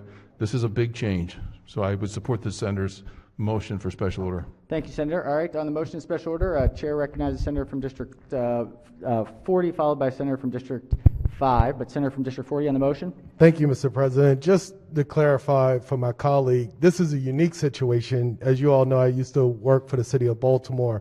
The city of Baltimore is solely responsible for the maintenance and running of this.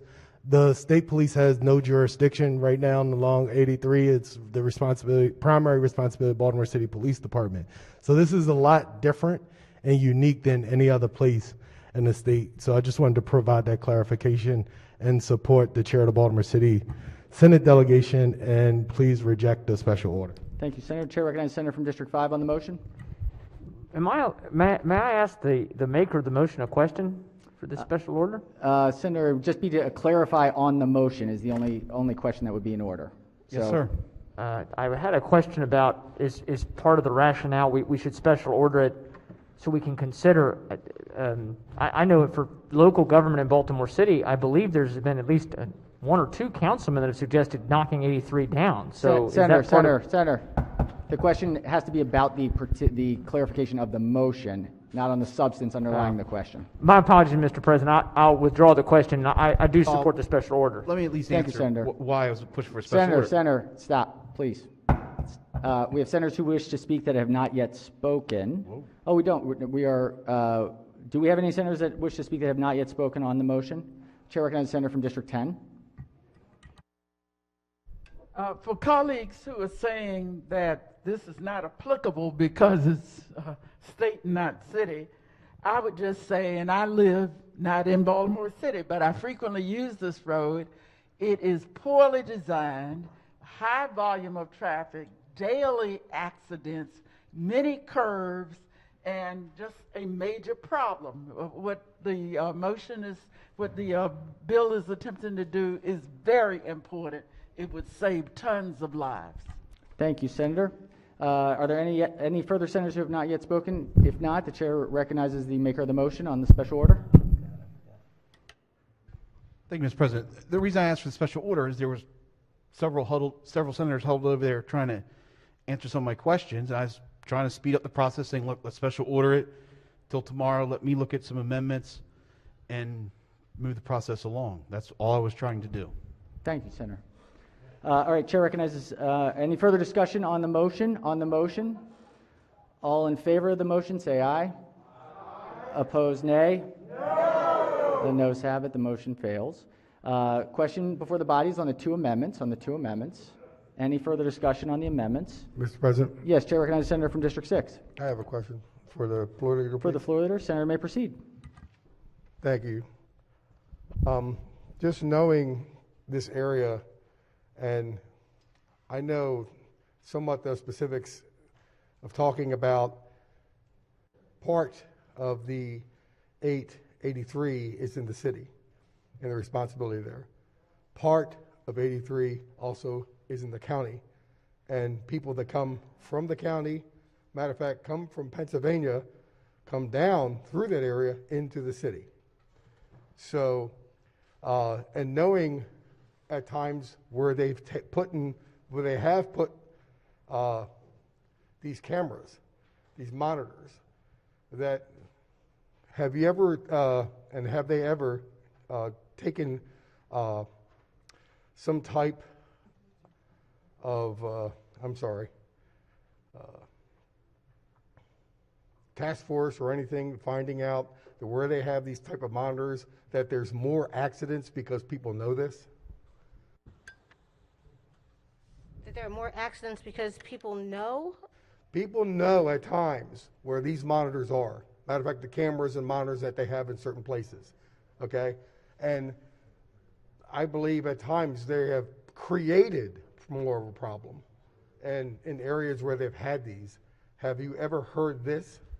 No, none of the studies that I believe were looked at before the sponsors of the bill came forward with it. I've never seen a study that indicated that. But I will say that the bill does provide for notice, for a warning, at least the first time. And I think it calls for a 90-day notice. Senator, if we could just could speak a little louder into the mic, Madam Floor Leader. I'm sorry? Just to speak a little louder into the mic, please. Yeah, I was just saying that the bill does allow for notice to drivers for 90 days after the cameras are installed, before they would be subject to the penalties of the fines under the speed camera. And how would they get this information? I'm sorry, how would they get this information? They'd receive a warning if they are speeding. So they would get it after the fact when something's in place? Well, no, there'll be signage in place indicating that the speed cameras are there. There'd be a warning at first? So there will be signage. Yes. To let people know when they're driving by, this is an area where speed cameras are coming, and then for 90 days, for the first 90 days where the speed cameras are operational, they'll receive a warning. Okay. All right, thank you very much. Mr. President, just on this bill, Senator, on the amendments or on I'm the sorry, on the bill. Let's do the amendments first, and then we'll come back to the senator. We have a couple questions here. Senator from on the amendments. Senator from District 36 on the amendments. Thank you, Mr. President. The floor leader would yield, please. The floor leader will yield. Senator may proceed. So I understand the purpose of this is to collect money for maintenance of specifically I-83. Is that right? Maintenance of the road. Yes. That road specifically. And was there any discussion on how much this should yield? Obviously, I understand that there has to be some type of operating costs with these speed cameras. Does some go to the city, some go to the operator of the cameras? What ends up going towards the maintenance of the highway?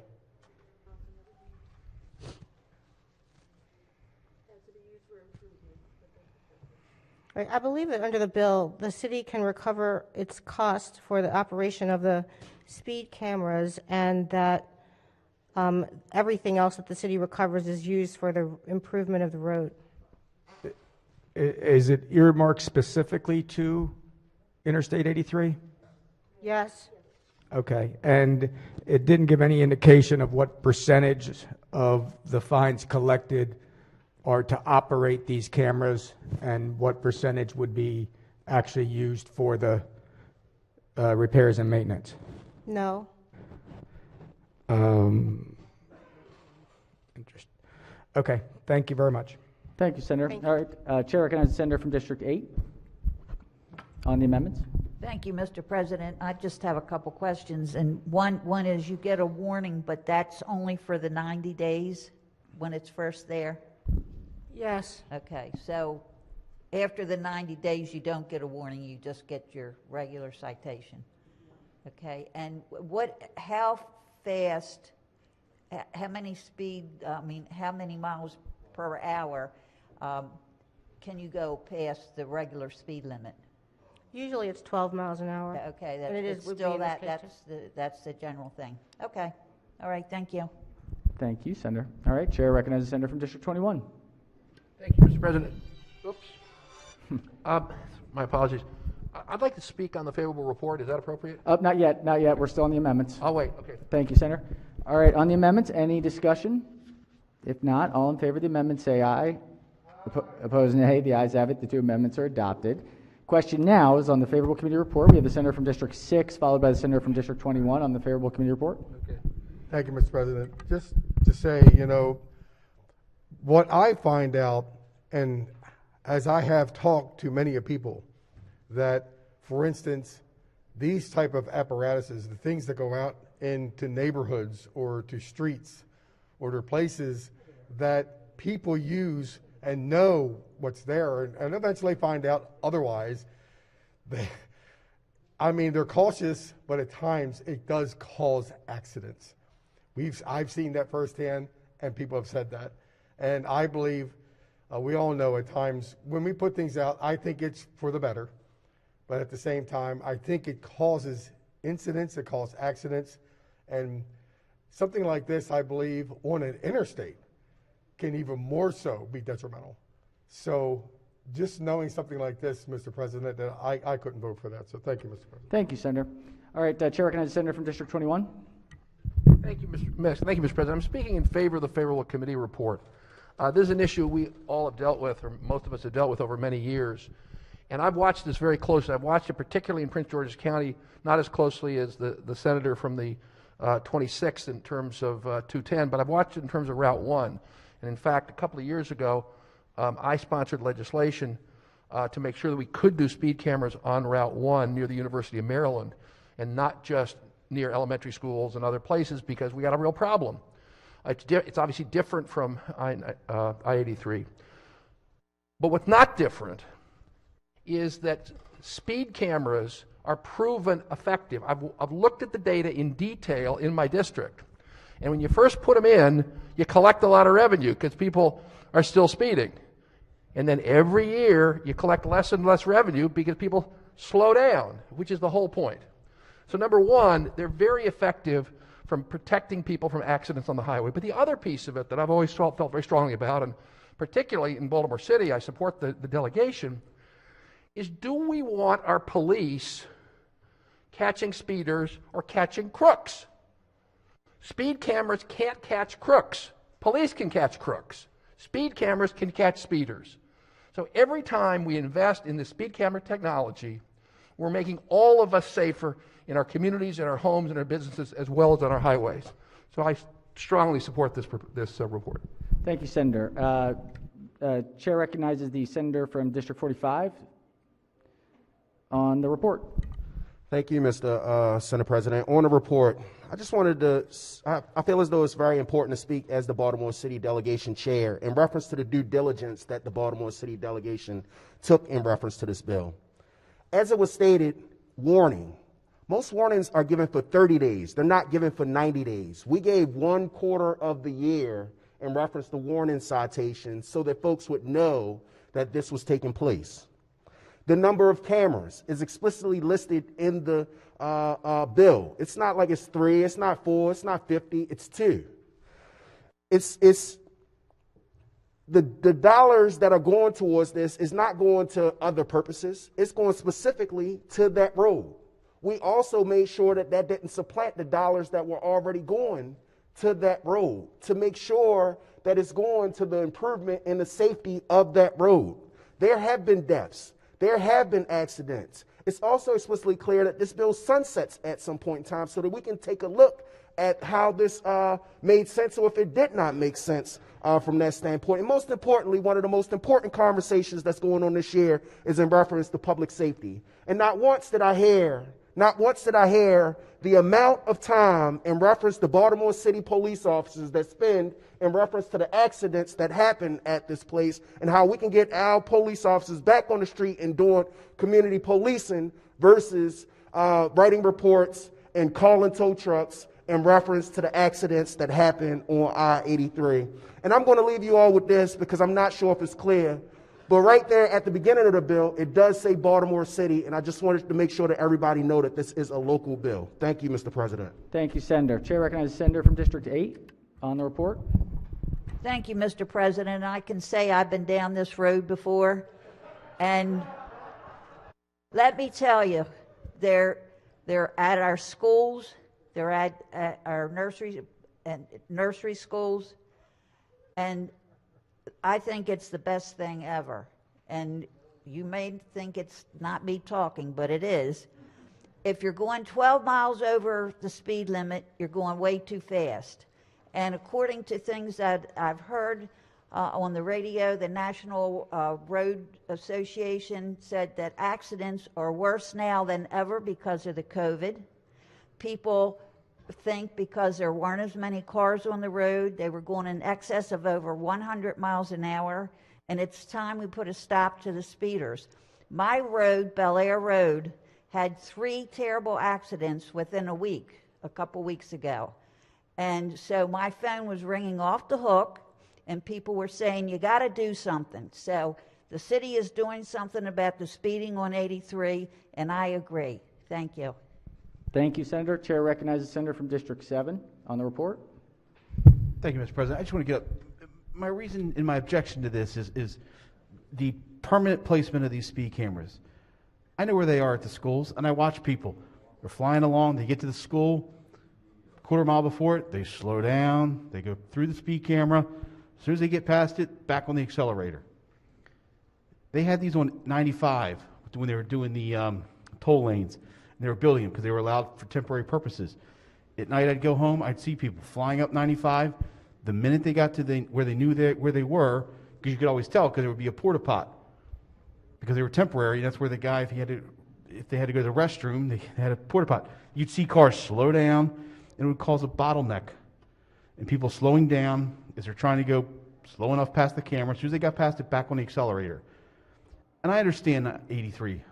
Ironically, I was on it this morning coming here. Got off at Northern Parkway and got off down past Penn Station. And I know the turns and how it is an old highway and how rough it is to drive. My issue is with the permanent placement. I don't know if you're going to put it by the Pepsi plant, because that's where I always hear the accidents. People are going to slow down. As soon as they get to it, the minute they get past the light or the camera, back on the accelerator. So instead of, hopefully having traffic move freely, we're going to hear log jams right there at the Pepsi plant or wherever they're going to put these 2 cameras. So that's my objection, Mr. President. Thank you, Senator. Chair recognizes Senator from 40th District on the report.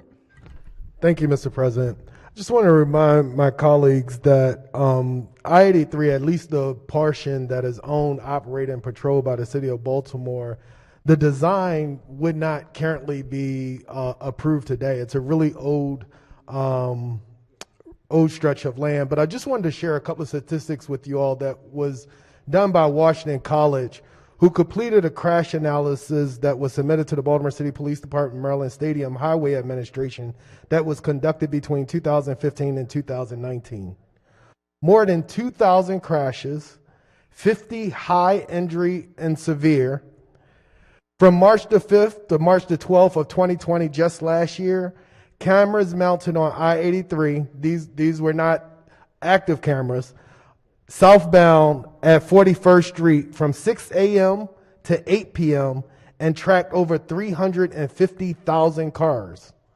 Of those, 42%, 151,897 exceeded the limit by 12 miles per hour, and 28%, or 102,244, exceeding the limit by more than 15%. One car was clocked at 173 miles per hour at a 50 mile per hour speed limit. Keep in mind, this is about safety. Baltimore City is the only jurisdiction in the state that does not have the state maintain or patrol its roads. There are no state troopers to I-83. There were 1,700 calls for service in 2020, taking the police off the street and responding to calls. Having cameras reduces the speeds and reduces accidents as a result of less speeding as well. This is so desperately needed along the stretch of the road and is really to save lives. Thank you, Mr. President. Thank you, Senator. The only fact the senator missed was it was the senator from District 19 on his motorcycle at 173. Was the Chair recognizes the senator from District 5 on the report.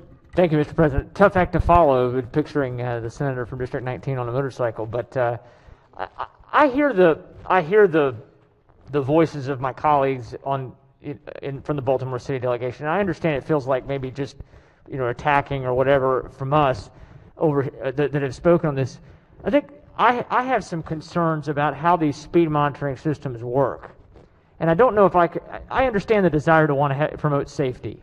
And I actually think there's a fair discussion to be had about fixing 83 and about, state police patrolling. And I know those are discussions that seem to kind of from time to time be ongoing.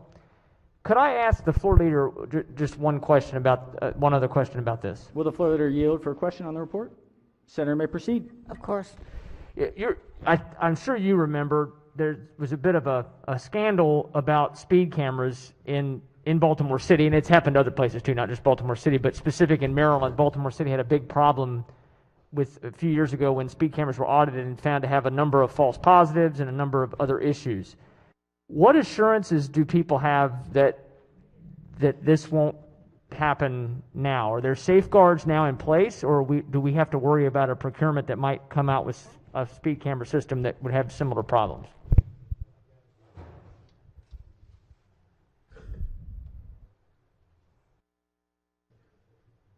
I speak as one who's been caught by a red light camera before in Baltimore City, although I have to be honest, it was a valid, they got me. I turned right when I shouldn't turn right. I didn't run a light. I turned right when I shouldn't have. Sorry for the delay. I just wanted to check to see if there was anything specifically spelled out in the bill, but I don't see any language in the bill, but I can tell you that the program will be audited and monitored by the Department of Transportation, and I'm certain that if they find discrepancies, they will be addressed. And my colleague reminded me that in the other program that you talked about in Baltimore City, when those discrepancies were found, the program was suspended.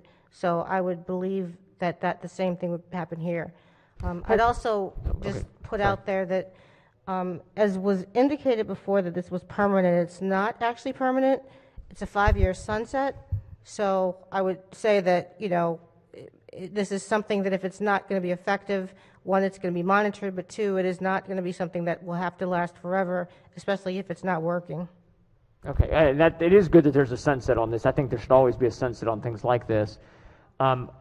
Thank you for your answers. I appreciate it. So it sounds like it will go through, of course, it's interesting, the state will be monitoring it, but it sounds like it'll go through a procurement process and have audits.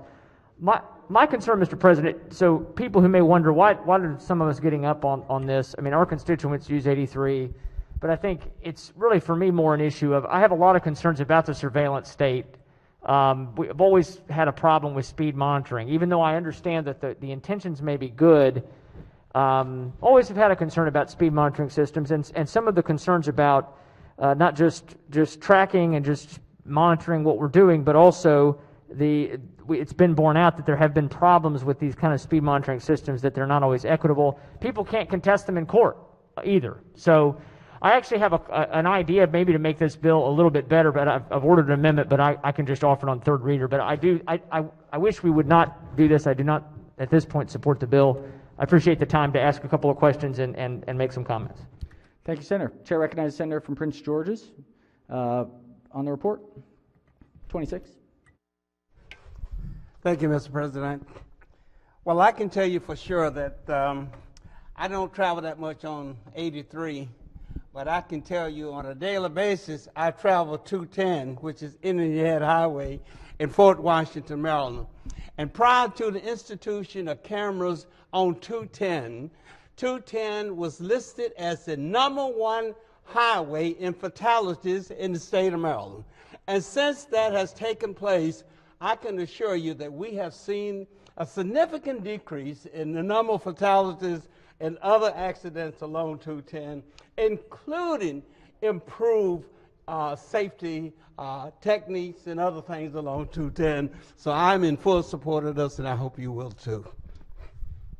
All right, thank you, Senator. Chair recognizes the senator from District 11. Thank you very much, Mr. President. I had to think really long and hard about this one. This came before our committee. 83, when you leave the city, you hit District 11. When you get to, if you go north on 83 and it ends, if you don't go on 695, you end up right in the heart of District 11. So this was a hard one for me, honestly. And it comes down, I supported it in committee and I'm going to support it on the floor. And for me, it comes down to safety, safety, safety. I really appreciate the remarks of both gentlemen from Prince George's County who talked about the impact that speed has had on our citizens. And these cameras, people will get used to them. They'll know, they'll slow down. 12 miles over the speed limit is dangerous. It just is. This is an old road that never would have been built this way, and people will acclimate. I really do appreciate the amendments that any resources that are raised are going to go back into that road. So my residents, my constituents who may be fined under this are also going to have the benefit of having a better kept I-83 to travel on day in, day out, and they will hopefully not have to pay into that fund because they'll slow down and they'll be safer. Thank you. Thank you, Senator. All right, Chair recognizes the senator from Baltimore County 42. Thank you, Mr. President. May I ask some questions of the floor leader? Were they asked in committee, Senator? Certainly. Thank you. All right, Senator may proceed. So tell me, if you would, are there any other interstate highways in the entire state of Maryland that have speed cameras on a permanent basis installed along them? Well, this wouldn't be one either because it would only be for 5 years till a sunset, so it wouldn't be permanent on this bill. I don't know about any other interstate highways, but I know there are other highways, as discussed in committee. There was, as the senator from Prince George's just mentioned, 210, and in committee, the other senator from Prince George's County mentioned that there were cameras on highways in Prince George's County. Yes, I think that's 210. That's not an interstate highway, is it? Right, I just said I don't know if it's an interstate highway, but there are other highways. Okay. How about the ticket amount? Who will control the amount of the tickets that are issued? Is that Baltimore City? It's a fixed $40 for at the moment, ticket. but who controls the amount? I believe it's Baltimore City. Okay, so if the city decides it needs more money and decides to raise the ticket amount to $140 instead of $40, that would be within their power, would it not? Would it be within the city's power to raise the amount? Sure, that's my question. If the city wants more money and decides to raise the ticket amount to $140 instead of $40, that would be their prerogative, would it not? No. Okay. And then lastly, did the committee, when it was considering this bill, spend any time considering what the collateral consequences of passing this bill might be? Well, I think that we considered the actual consequences of the fact that it's a very dangerous road and it's caused accidents and fatalities, and this is an attempt to fix that problem. Okay. Mr. President, if I could just talk on the bill for a moment. Senator may proceed. I spent my entire life as a lawyer, and my entire career has been spent in law firms in downtown Baltimore. Ever since 1975, I've been driving on the Jones Falls Expressway every day in order to get downtown and driving back every night. Fortunately, I've never had an accident or been involved in any trouble on the road. However, things have changed in downtown Baltimore during my career. When I started to practice law, downtown Baltimore was a hub, and it was full, and the office buildings were all full, and the parking lots were full, and there were restaurants and people on the sidewalks and people on the street at all hours of the working day. These days, things have changed. The Maryland National Bank building has, which used to be full of business people and lawyers, has been converted to apartments. The Mercantile building, similarly, has been converted to apartments. T. Rowe Price has just announced in the last 60 days that it intends to move out of downtown Baltimore. The Bank of America just announced last week that it intends to move out of downtown Baltimore. The sidewalks these days during the working day are empty. The streets, you can drive in up the street in downtown Baltimore at 2 o'clock in the afternoon and hardly see any cars on the street because there are no cars on the street. What is going to happen when people start getting ticketed, either at $40 or $140, and go to the managing partners of their firms or the presidents of their firms and say, we've got a problem here. I know we've considered moving out of the city. It's time to do it. My concern is that the collateral consequences of this bill, along with other problems of being in downtown Baltimore with crime, squeegee kids, and the rest, will lead to the further emptying of downtown Baltimore and leave a huge hole in the middle of the donut that's the state of Maryland. Or they could drive 62 miles an hour. All right. Chair recognizes the senator from District 44. I had a question if the floor leader might yield. Floor leader yields. Senator may proceed. Certainly. Just, I know within the testimony there was testimony in favor of this bill by the Maryland State Police. Is that accurate? Yes. And was there also support from the Baltimore City Police Department? Yes. So the state law enforcement supports this bill, correct? That is correct. All right, thank you. I just wanted to make sure that was clear. Thank you, Senator. Chair recognizes the senator from District 35 on the report. Thank you, Mr. President. Would the floor leader yield for another question? Will the floor leader yield? So I, with my background in the fire service, I had a chance, we have an interstate highway in our district, and I've been on a lot of car wrecks over the years, providing service. And it seems what we've found is a lot of these wrecks are as a result of distracted driving through either, somebody's on their cell phone or, they're distracted in some other way. So I guess my question, I understand that, it'd be good if you had less law enforcement officers having to monitor speed and they could be doing other things. But if they're not out on the highway monitoring speed, wouldn't they also not be monitoring like other types of reckless driving? And if somebody's swerving or something, that's not going to be caught by this thing. Was that brought up at all or considered? No. Okay. Well, you answered that question. So with my experience, I would just look at a possible unintended consequence if, we free law enforcement up to go do other things, what I think is a good thing. I'd be afraid that potential other violations could be missed that won't be caught by these speed cameras. So I'm just kind of looking at that as from an unintended consequence point. Thank you. All right. Questions on the adoption of the favorable committee report? Any further discussion? If not, all in favor of the report say aye. Opposed, nay. The ayes have it. The favorable committee report as amended is adopted. Are there any further amendments to the bill or its title? Seeing none, House Bill 967 is hereby ordered passed for third reading. Clerk will read the next bill. House Bill 1153, Delegate Adams, names of entities with physician membership, approval requirement exemption, favorable with 2 amendments. Chair recognizes the senator from Baltimore County as the floor leader. Thank you, Mr. President. As amended, this bill exempts the State Board of Physicians from the requirement of approving the name of a professional entity whose members are licensed physicians. The bill does require the State Department of Assessments and Taxation to notify the Maryland State Medical Society upon receipt of the application of a specified professional entity.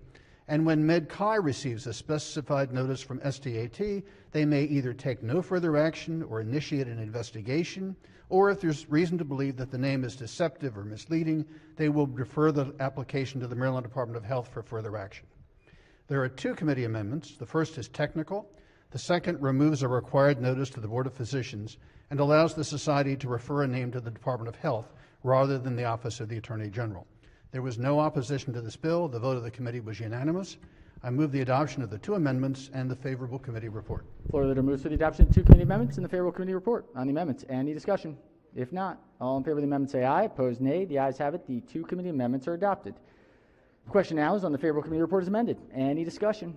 If not, all in favor of the report say aye. Opposed, nay. The ayes have it. The favorable committee report as amended is adopted. Are there any further amendments to the bill or its title? Seeing none, House Bill 1153 is hereby ordered passed for third reading. All right, we've got finance. We're getting there. We're getting close. What time is it? All right. We should be We'll see. 4 o'clock-ish, I think. We'll see how it goes. All right. We've got calendar 49. Clerk, read the first bill. House Bill 561, Delegate D.E. Davis, Renewable Energy Portfolio Standard, Wastewater Heating or Cooling System Favorable. Chair recognizes the Vice Chair of the Committee as the floor leader. Thank you, Mr. President. House Bill 561 expands Tier 1 status of the state's renewable energy portfolio standard to include raw or treated wastewater used as a heat source or heat sink for a heating or cooling system subject to specified requirements. The wastewater processing system must be connected to Maryland's electric distribution grid or use wastewater generated by Maryland residents.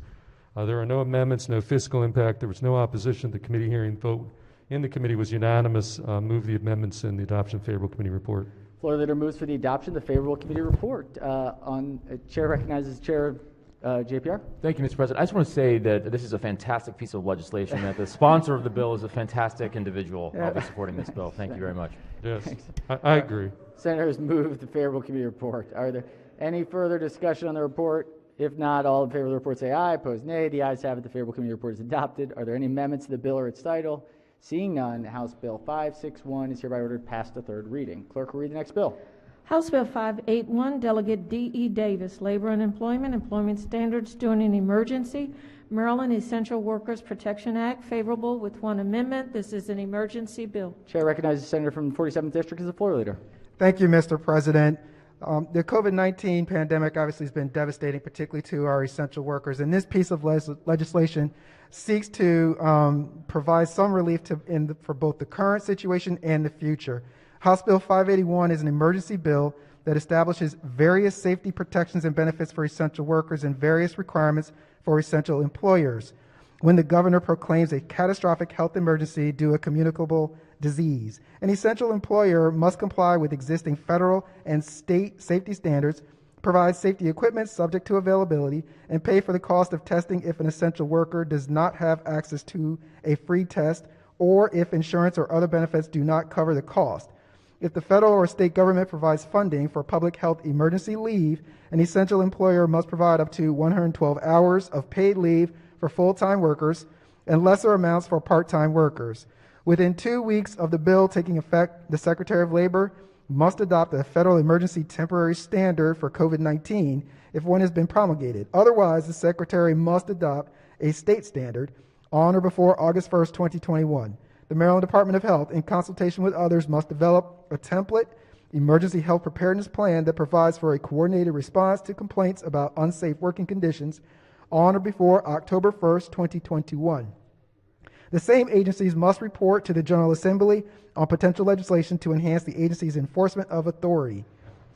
The amendment strikes a provision that an essential worker may be required to provide documentation to an essential employer regarding the use of emergency leave. I move the amendment and the adoption of the favorable committee report. Floor leader moves for the adoption of the one committee amendment and the favorable committee report. On the amendment, Chair recognizes the Senator from District 36. Thank you, Mr. President. The floor leader yield. Will the floor leader yield? Absolutely. Senator may proceed. Thank you very much.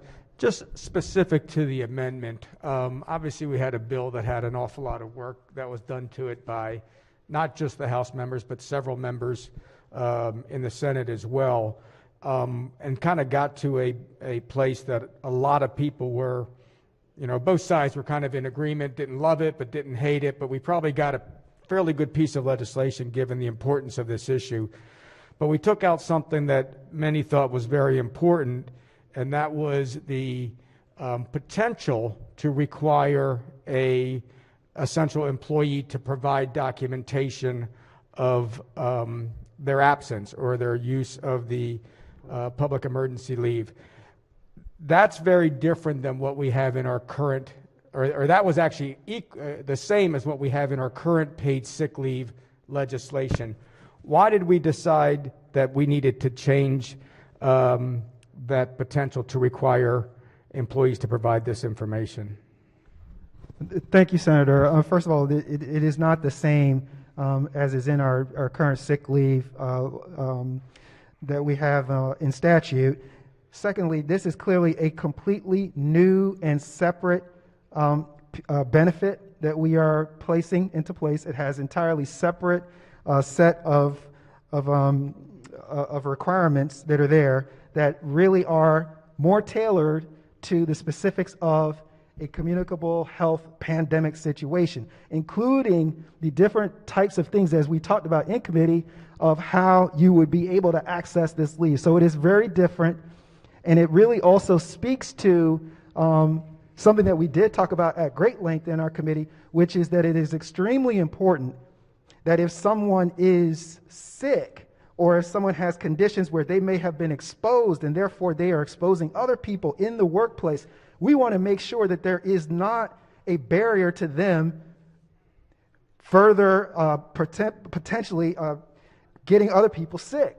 And so that's the reason why we thought it was very important to make sure that that barrier was not there, similar to on the first phase in our paid sick leave.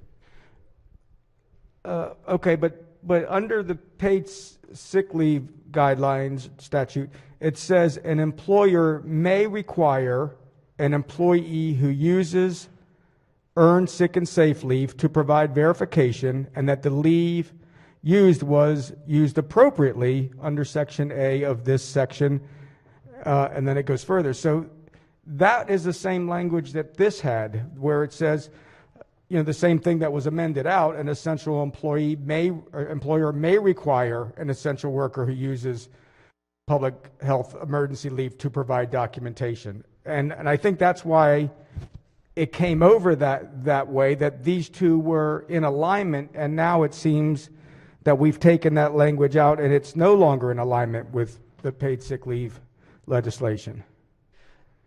Thank you, Senator. What is different and unique about this situation is that the way that it actually works is that is after multiple times. So the first day, you do not have to provide that written, even within our existing law. But in this case, this is obviously something that is different, where we have, in essence, it is one, pandemic situation, and we do know that if you look at the 6 choices that are available for how you could access it, it would apply in essence to the whole thing, which is, again, a reason why that just doesn't make sense for us to incorporate something that we don't have on the first day for our existing sick leave.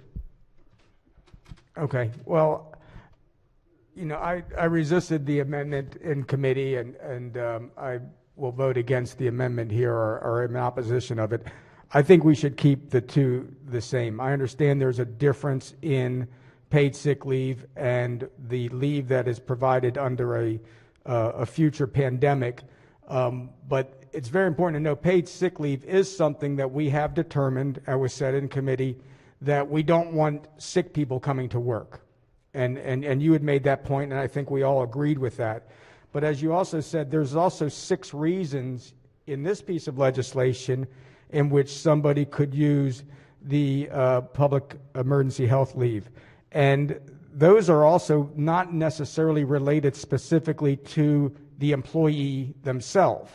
So if you go down, you can certainly see item 1 is you can use this public health emergency leave to isolate if you've been diagnosed or if you're experiencing symptoms. Again, that's very personal, specific to the employee. If you have been diagnosed or if you need care or treatment, again, you can use this leave. So again, we're laying out the reasons on why you can use this leave. So I'm not seeing why just having that documentation isn't important, because then you can get into a little bit, and again, I have very strong concerns about item number 6, is when you can use this leave when a school shuts down and all of a sudden you have to potentially care for a child or an individual or that's going to the school or has child care. Those types of things are very different than our paid sick leave. And I think it's important for the employer to gather that data that's needed through documentation. Here's why I'm stepping out. Here's why I won't be here. It's because I have to go to a doctor's appointment. It's because I have symptoms. It's because I have a child that is going to a school that's been closed down and I now have to care for them. So I don't see why it's harmful to just ask the employee to provide that. It's not something that the employer has to do. They may require it, but it does prevent an employee from abusing the leave that's being provided. And I think that's the big concern that businesses have here, is that when it's not specific to the employee itself, there's the potential for abuse. And that's why, again, I think leaving this language in is very important. Thank you, Senator. I would just say that we respectfully disagree on the policy, and that we believe that the 6 choices that are made available are ones that we think are important. We think that children and taking care of them is something that is essential. It's something that's important. It'd be difficult to be able to actually get maybe some written response for something like that, but that's something that's critical. And so we really think that this is an important piece that we do not chill. We don't want to chill. Remember, we want to try to keep people as safe as we possibly can. And so I understand your concerns. I just think that we're going to disagree on the policy. Thank you very much, Mr. Floor Leader. Thank you, Mr. President. Thank you, Senator. All right, Chair recognizes the senator from District 5 on the amendment. Thank you, Mr. President. If I could ask the floor leader to yield Will the for a floor leader question. yield? Senator may proceed. Just following up on the dialogue here, you mentioned something interesting to me about the child care aspect of this, and one of the reasons that you'd like that you supported and the majority of the committee supported striking this language out of the bill, trying to find documentation. I think it's critically important for employers to have, especially if they're a larger employer, to have data on when we're going through an emergency about why people are having to access this sick leave. It's important for an employer to know whether someone's out because they're feeling symptoms of something like COVID-19, or whether they're out because they need to take a child to the doctor because they are feeling symptoms of COVID-19, or if there's some other child care issue.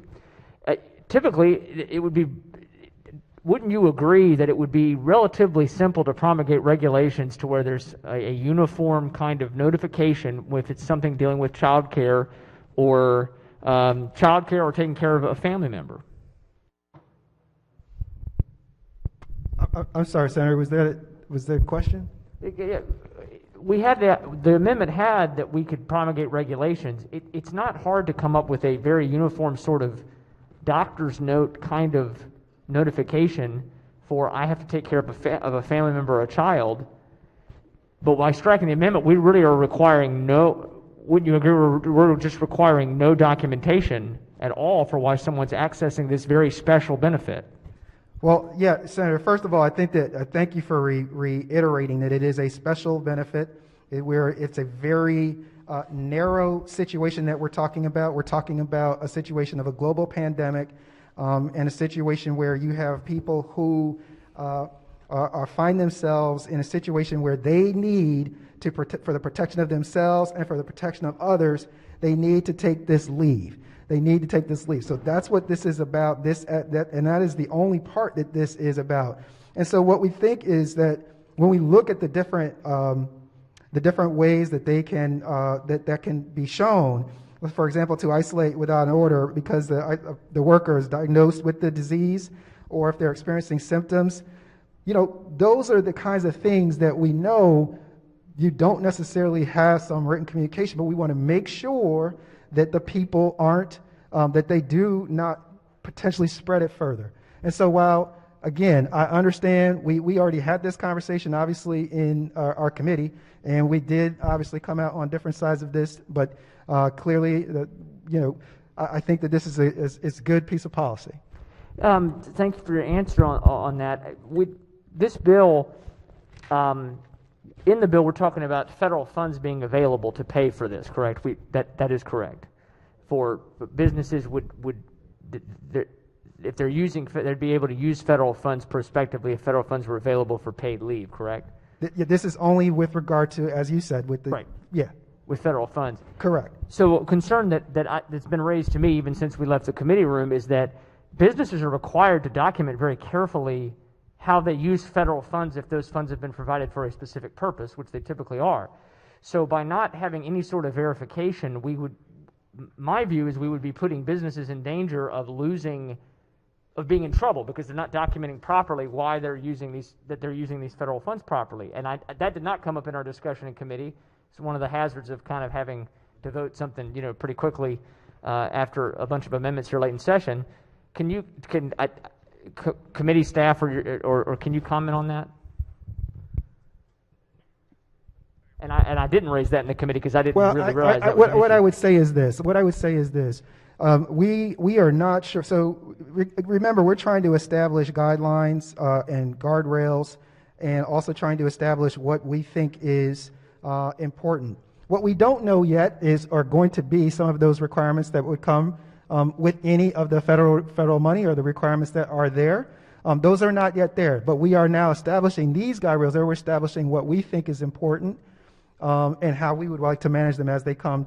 Only if they come. Remember, all of this is if we do get those monies are made available. We did have extensive debate this morning in committee about this amendment as it relates to not wanting to be different than what the body has done in the past for the Healthy Working Families Act, correct? And I think the argument that the prevailing side, including yourself, made, if I remember correctly, was that we don't want to have different rules for this leave. We don't want to say that this leave we have to require documentation for, and the other leave we did not, correct? That was part of our discussion? No, I wouldn't say that. I would say that it was illustrative of what we have in our other leave, but no, because this is completely unique and completely different. But that doesn't mean that we don't look to other parts of the law for policy and guidance. But we still are. This is a unique situation that we're trying to provide a benefit for. Because we require verification in the law as it relates to the Healthy Working Families Act. It is.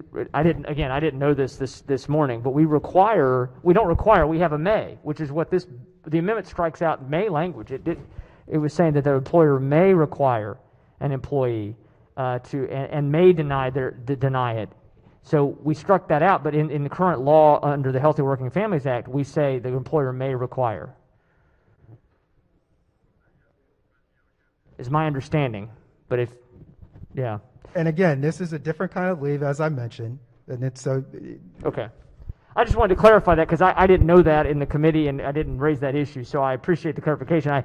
In my view, we as we discussed it in committee, we sort of were saying, I think something different, but I don't think it was intentional. I just think we didn't all have the information in front of us. I appreciate the answers to the question. I think, Mr. President, if I could just speak about this amendment, I really would strongly urge the body to reject this amendment. The bill actually, without this amendment, is much more reasonable, fair. It's a product of a lot of negotiations, I know, between the floor leader and many others have been working on this in good faith. But I think it's a mistake to not at least allow for some documentation, if for nothing else than for data purposes, for businesses and for the state to know why people would be missing work and accessing this paid sick leave during a pandemic or during some sort of health crisis and emergency. And as I pointed out a moment ago, we could be putting businesses, particularly smaller businesses, in jeopardy if they're getting federal funds to help pay for this program. They've got to be able to document that they're not just frittering the money away. They've got to be able to document they're using the money accurately. So I would ask the body to reject this amendment, because I think it would make the bill much stronger to not have this amendment on the bill. All right, on the amendment, any further discussion? If not, all in favor of the amendment say aye. Opposed, nay. The ayes have it. The amendment is adopted. Question now is on the favorable committee report as amended. Any discussion? If not, all in favor of the report say aye. Opposed, nay. The ayes have it. The favorable committee report as amended is adopted. Are there any further amendments to the bill or its title? Seeing none, House Bill 581 is hereby ordered passed for third reading. All right, we've got another House Bill second reader, and then we're almost at third readers. Calendar 49, clerk, out of judicial proceedings, clerk read the bill. House Bill 425, Delegate Barron, criminal law, crimes involving computers, favorable with one amendment. Chair recognizes Senator from Montgomery County as the floor leader. Thank you, Mr. President. This bill is HB 425. Is identical to the Senate bill that passed this esteemed chamber previously. As amended, the bill prohibits a person from knowingly possessing ransomware with the intent to use it for specified purposes and establishes criminal penalties for the violations. The bill further prohibits committing a ransomware offense or other prohibited acts as currently specified, with the intent to interrupt or impair the functioning of a healthcare facility or public school. And finally, the bill alters existing monetary penalties for specified computer-related offenses, and the bill applies prospectively to any cause of action arising on or after the bill's October 1st, 2021 effective date. There's only one committee amendment, establishes an exception to the prohibition on possessing ransomware conforming the language of the bill to the cross-filed bill. The vote in committee was unanimous. Mr. President, move favorable of the committee report with amendments. Floor leader moves for the adoption of the one committee amendment, the favorable committee report on the amendment. Any discussion? If not, all in favor of the amendment say aye. Opposed, nay. The ayes have it. The one committee amendment is adopted. Question now is on the favorable committee report as amended. Any discussion? If not, all in favor of the report say aye. Opposed, nay. The ayes have it. The favorable committee report as amended is adopted. Are there any further amendments to the bill or its title? Seeing none. House Bill 425 is hereby ordered passed to third reading. All right, can we ring the bells and do a quorum call, please?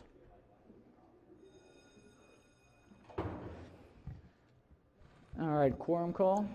Mr. President,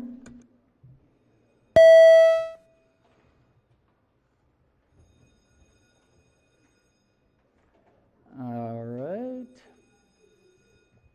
Has everyone recorded their presence in the chamber? If so, the clerk will take the call.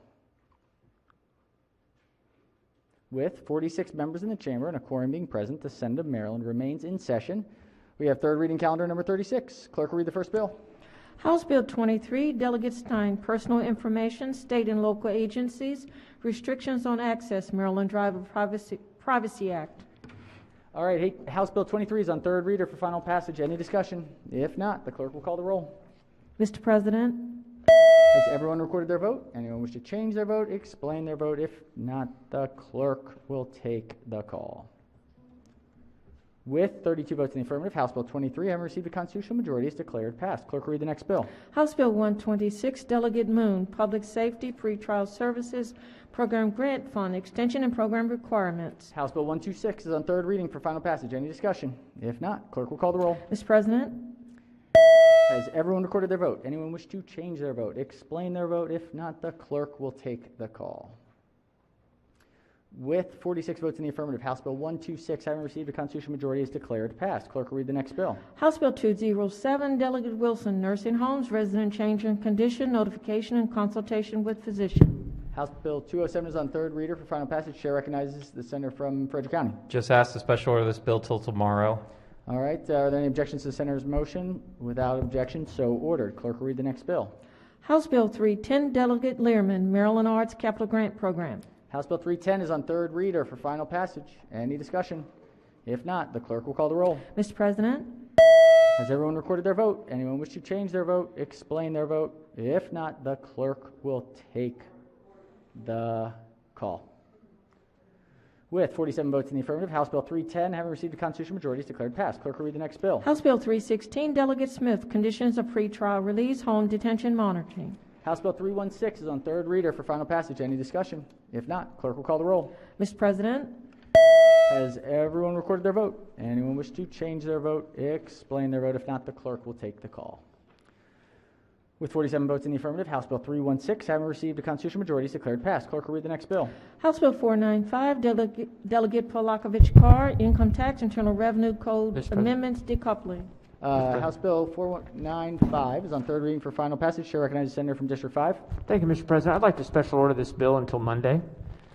Till Monday. How's tomorrow, Senator? I'll accept tomorrow. Thank you. Tomorrow, are there any objections to the senator's motion? Without objection, so ordered. All right, clerk will read the next bill.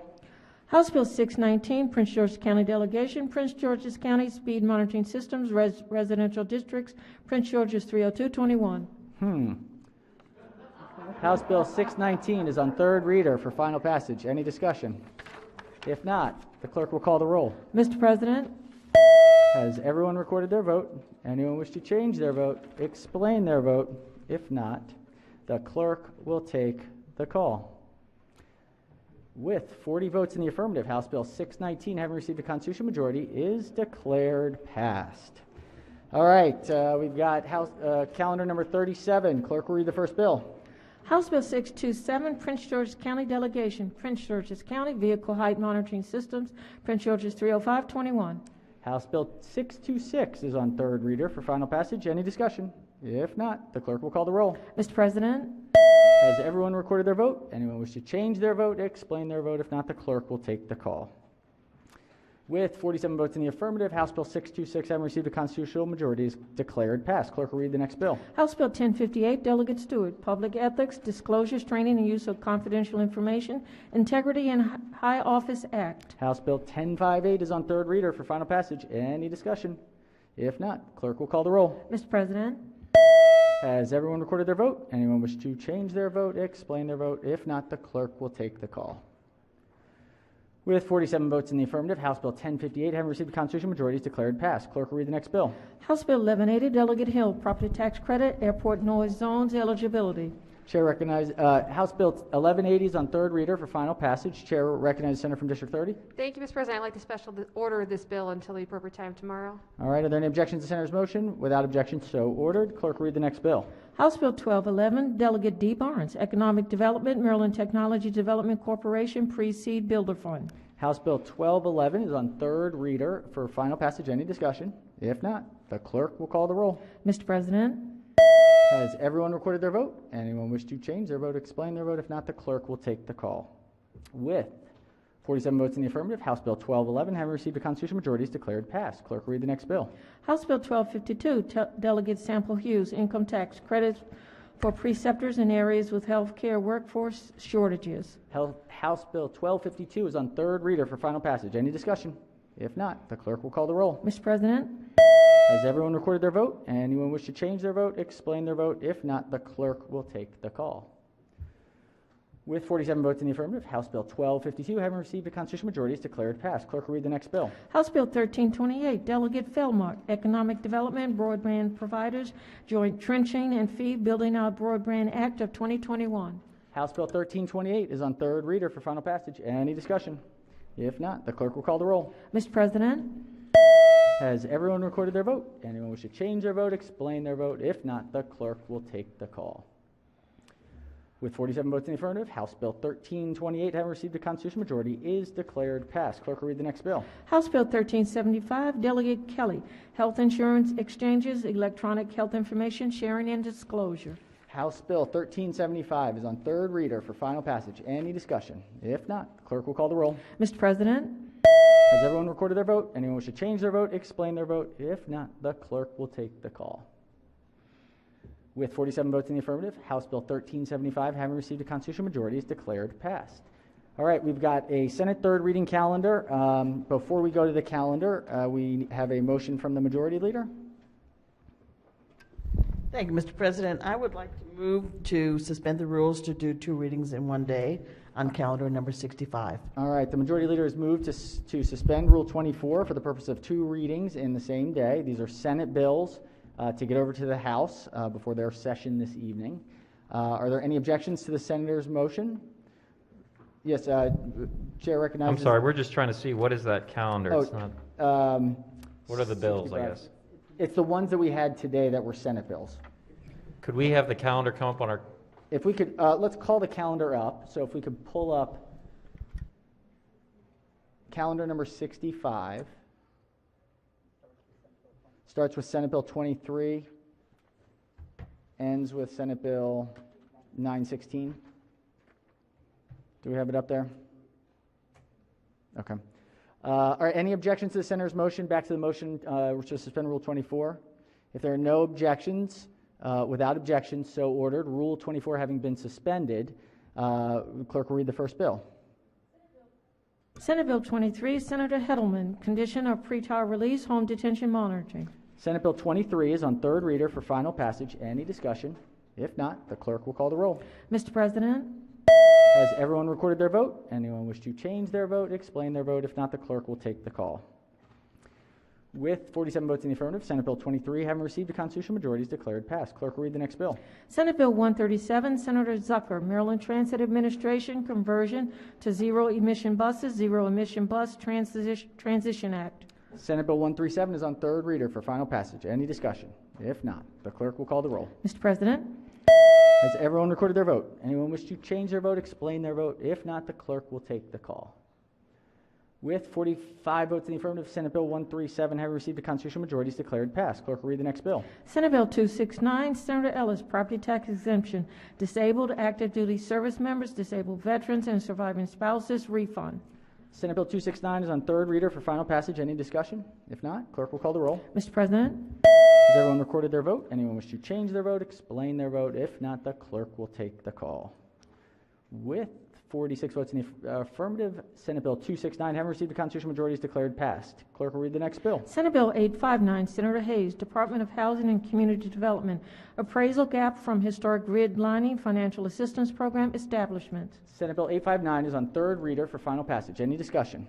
If not, the clerk will call the roll. Mr. President, Has everyone recorded their vote? Anyone wish to change their vote, explain their vote? If not, the clerk will take the call.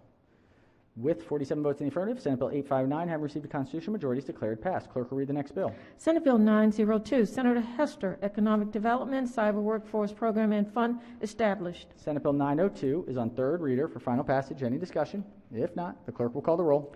Mr. President, Has everyone recorded their vote? Anyone wish to change their vote, explain their vote? If not, the clerk will take the call.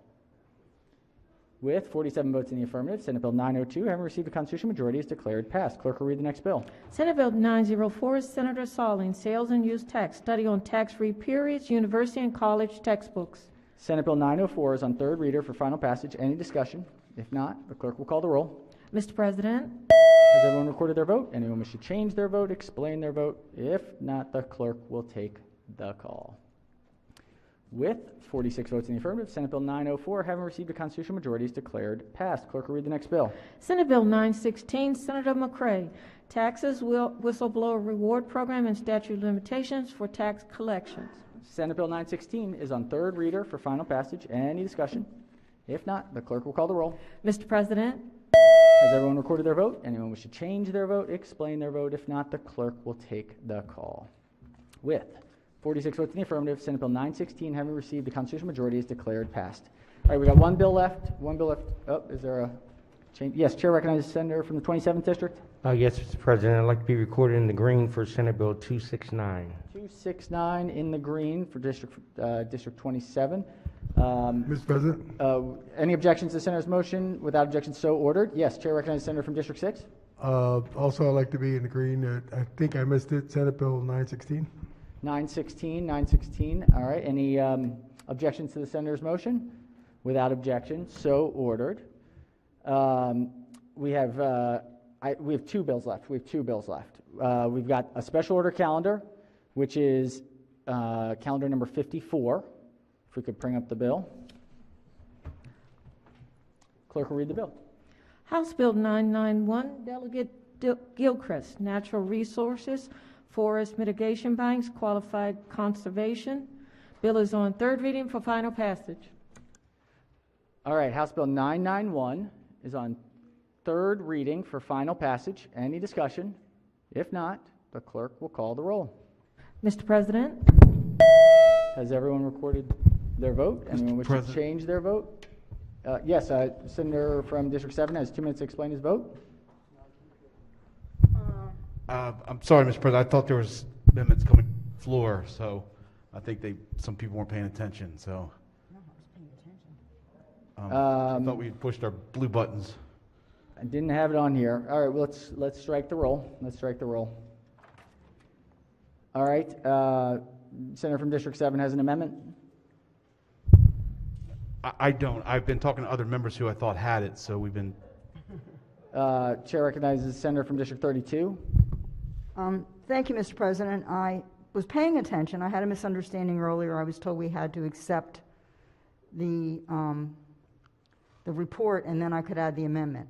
But So we're on third reader, I'm confused. Do we pass this and then I add the amendment? No, Senator, this would be the last, does the Senator have an amendment? It's a House bill, so we can amend it on third reader. Right, so do I amend it now? Now would be the appropriate time. The Senator has an Thank you, amendment. I'm really sorry, I thought we left it on second reader. The amendment number is HB 0991 953823-01. All right, give us just a moment, Senator. All right, Senator may explain the amendment. Thank you, Mr. President. It's a very simple amendment.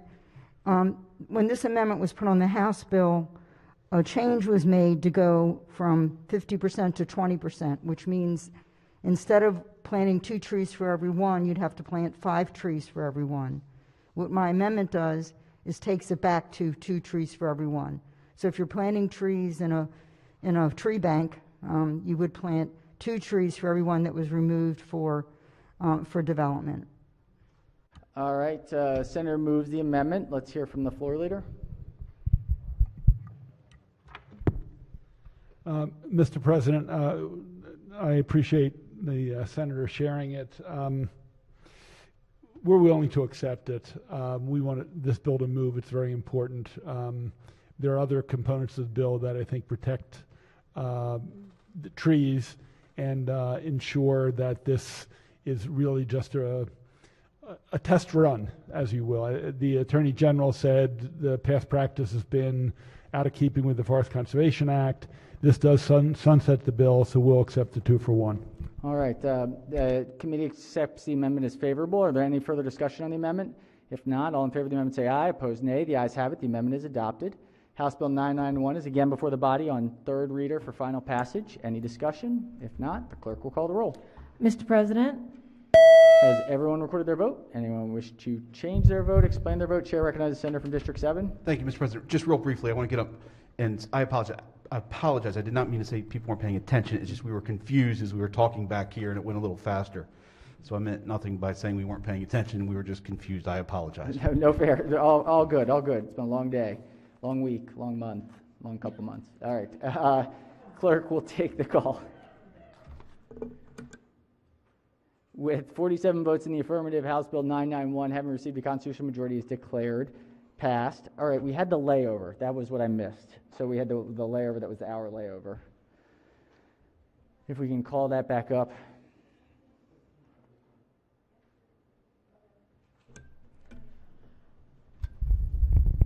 House Bill 1322, primary and secondary education, school personnel, prohibition on retaliation for not returning to in-person instruction and work. Chair recognizes the senator from District 5. Thank you, Mr. President. I have an amendment. Senator, can we do the committee amendments first? We have Yes. to adopt the committee amendments. Yes. We'll get the report. And excellent. All right. On the committee amendments, any discussion on the committee amendments? All in favor of the committee amendments say aye. Opposed, nay. The ayes have it. The 2 committee amendments are adopted. Question now is on the adoption of the favorable committee report as amended. Any discussion on the report? If not, all in favor of the report say aye. Opposed, nay. The ayes have it. The favorable committee report as amended is adopted. Senator from District 5 has an amendment. Yes, Mr. President, I do. It is, and I have shared it with the floor leader. It is Amendment 463627/1. All right, just one quick moment.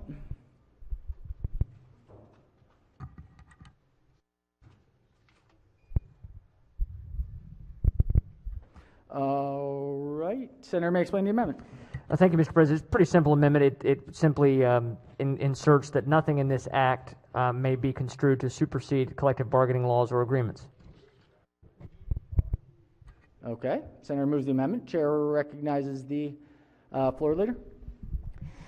Thank you, Mr. President. This is an amicable, downright neighborly amendment. The committee accepts it.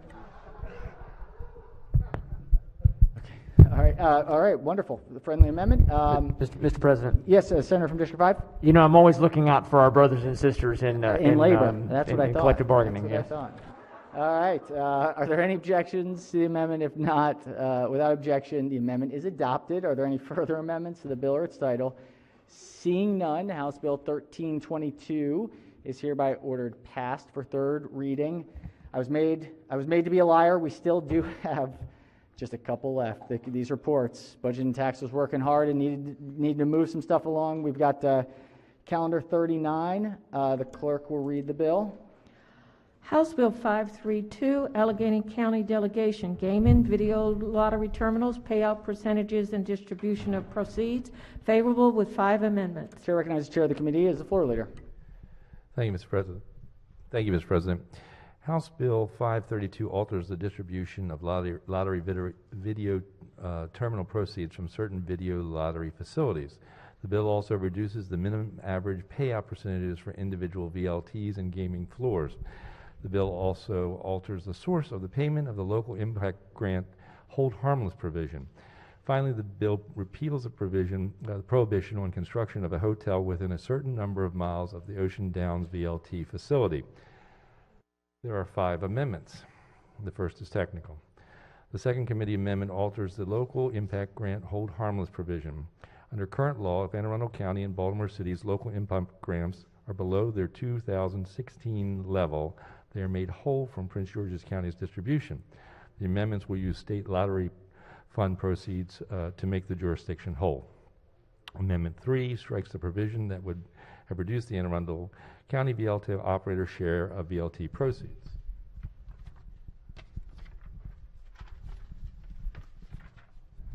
Amendment 4 delays the VLT operator share increases for the VLT facilities in Cecil County and Baltimore City from January 1st, 2023 to July 1st, 2023.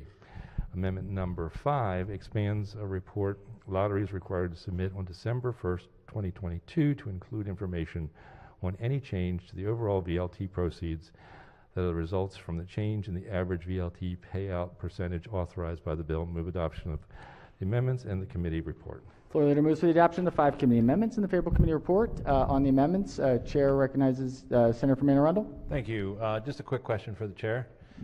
I heard a lot of Anne Arundel County in there, and it sounded good. I just wanted to confirm. It is. Anne Arundel County just they're basically not affected by this amended version? Correct. Okay, great. Thanks. All right. On the amendments, any further discussion? If not, all in favor of the amendment say aye. Opposed, nay. The ayes have it. The 5 committee amendments are adopted. Question now is on the favorable committee report as amended. Any discussion? If not, all in favor of the report say aye. Opposed, nay. The ayes have it. The favorable committee report as amended is adopted. Are there any further amendments to the bill or its title? Seeing none, House Bill 532 is hereby ordered passed for 3rd reading. We got the calendar 36. I think we've done all these before, so there should be. I'm not going to say anything. Clerk will read the bill. House Bill 415, Delegate D.M. Davis, Southern Maryland Rapid Transit Project Funding. Chair recognizes the Senator from Prince George's as the floor leader. Thank you, Mr. President. This is an exact cross-file of Senate Bill 81, which passed out of the Senate unanimously.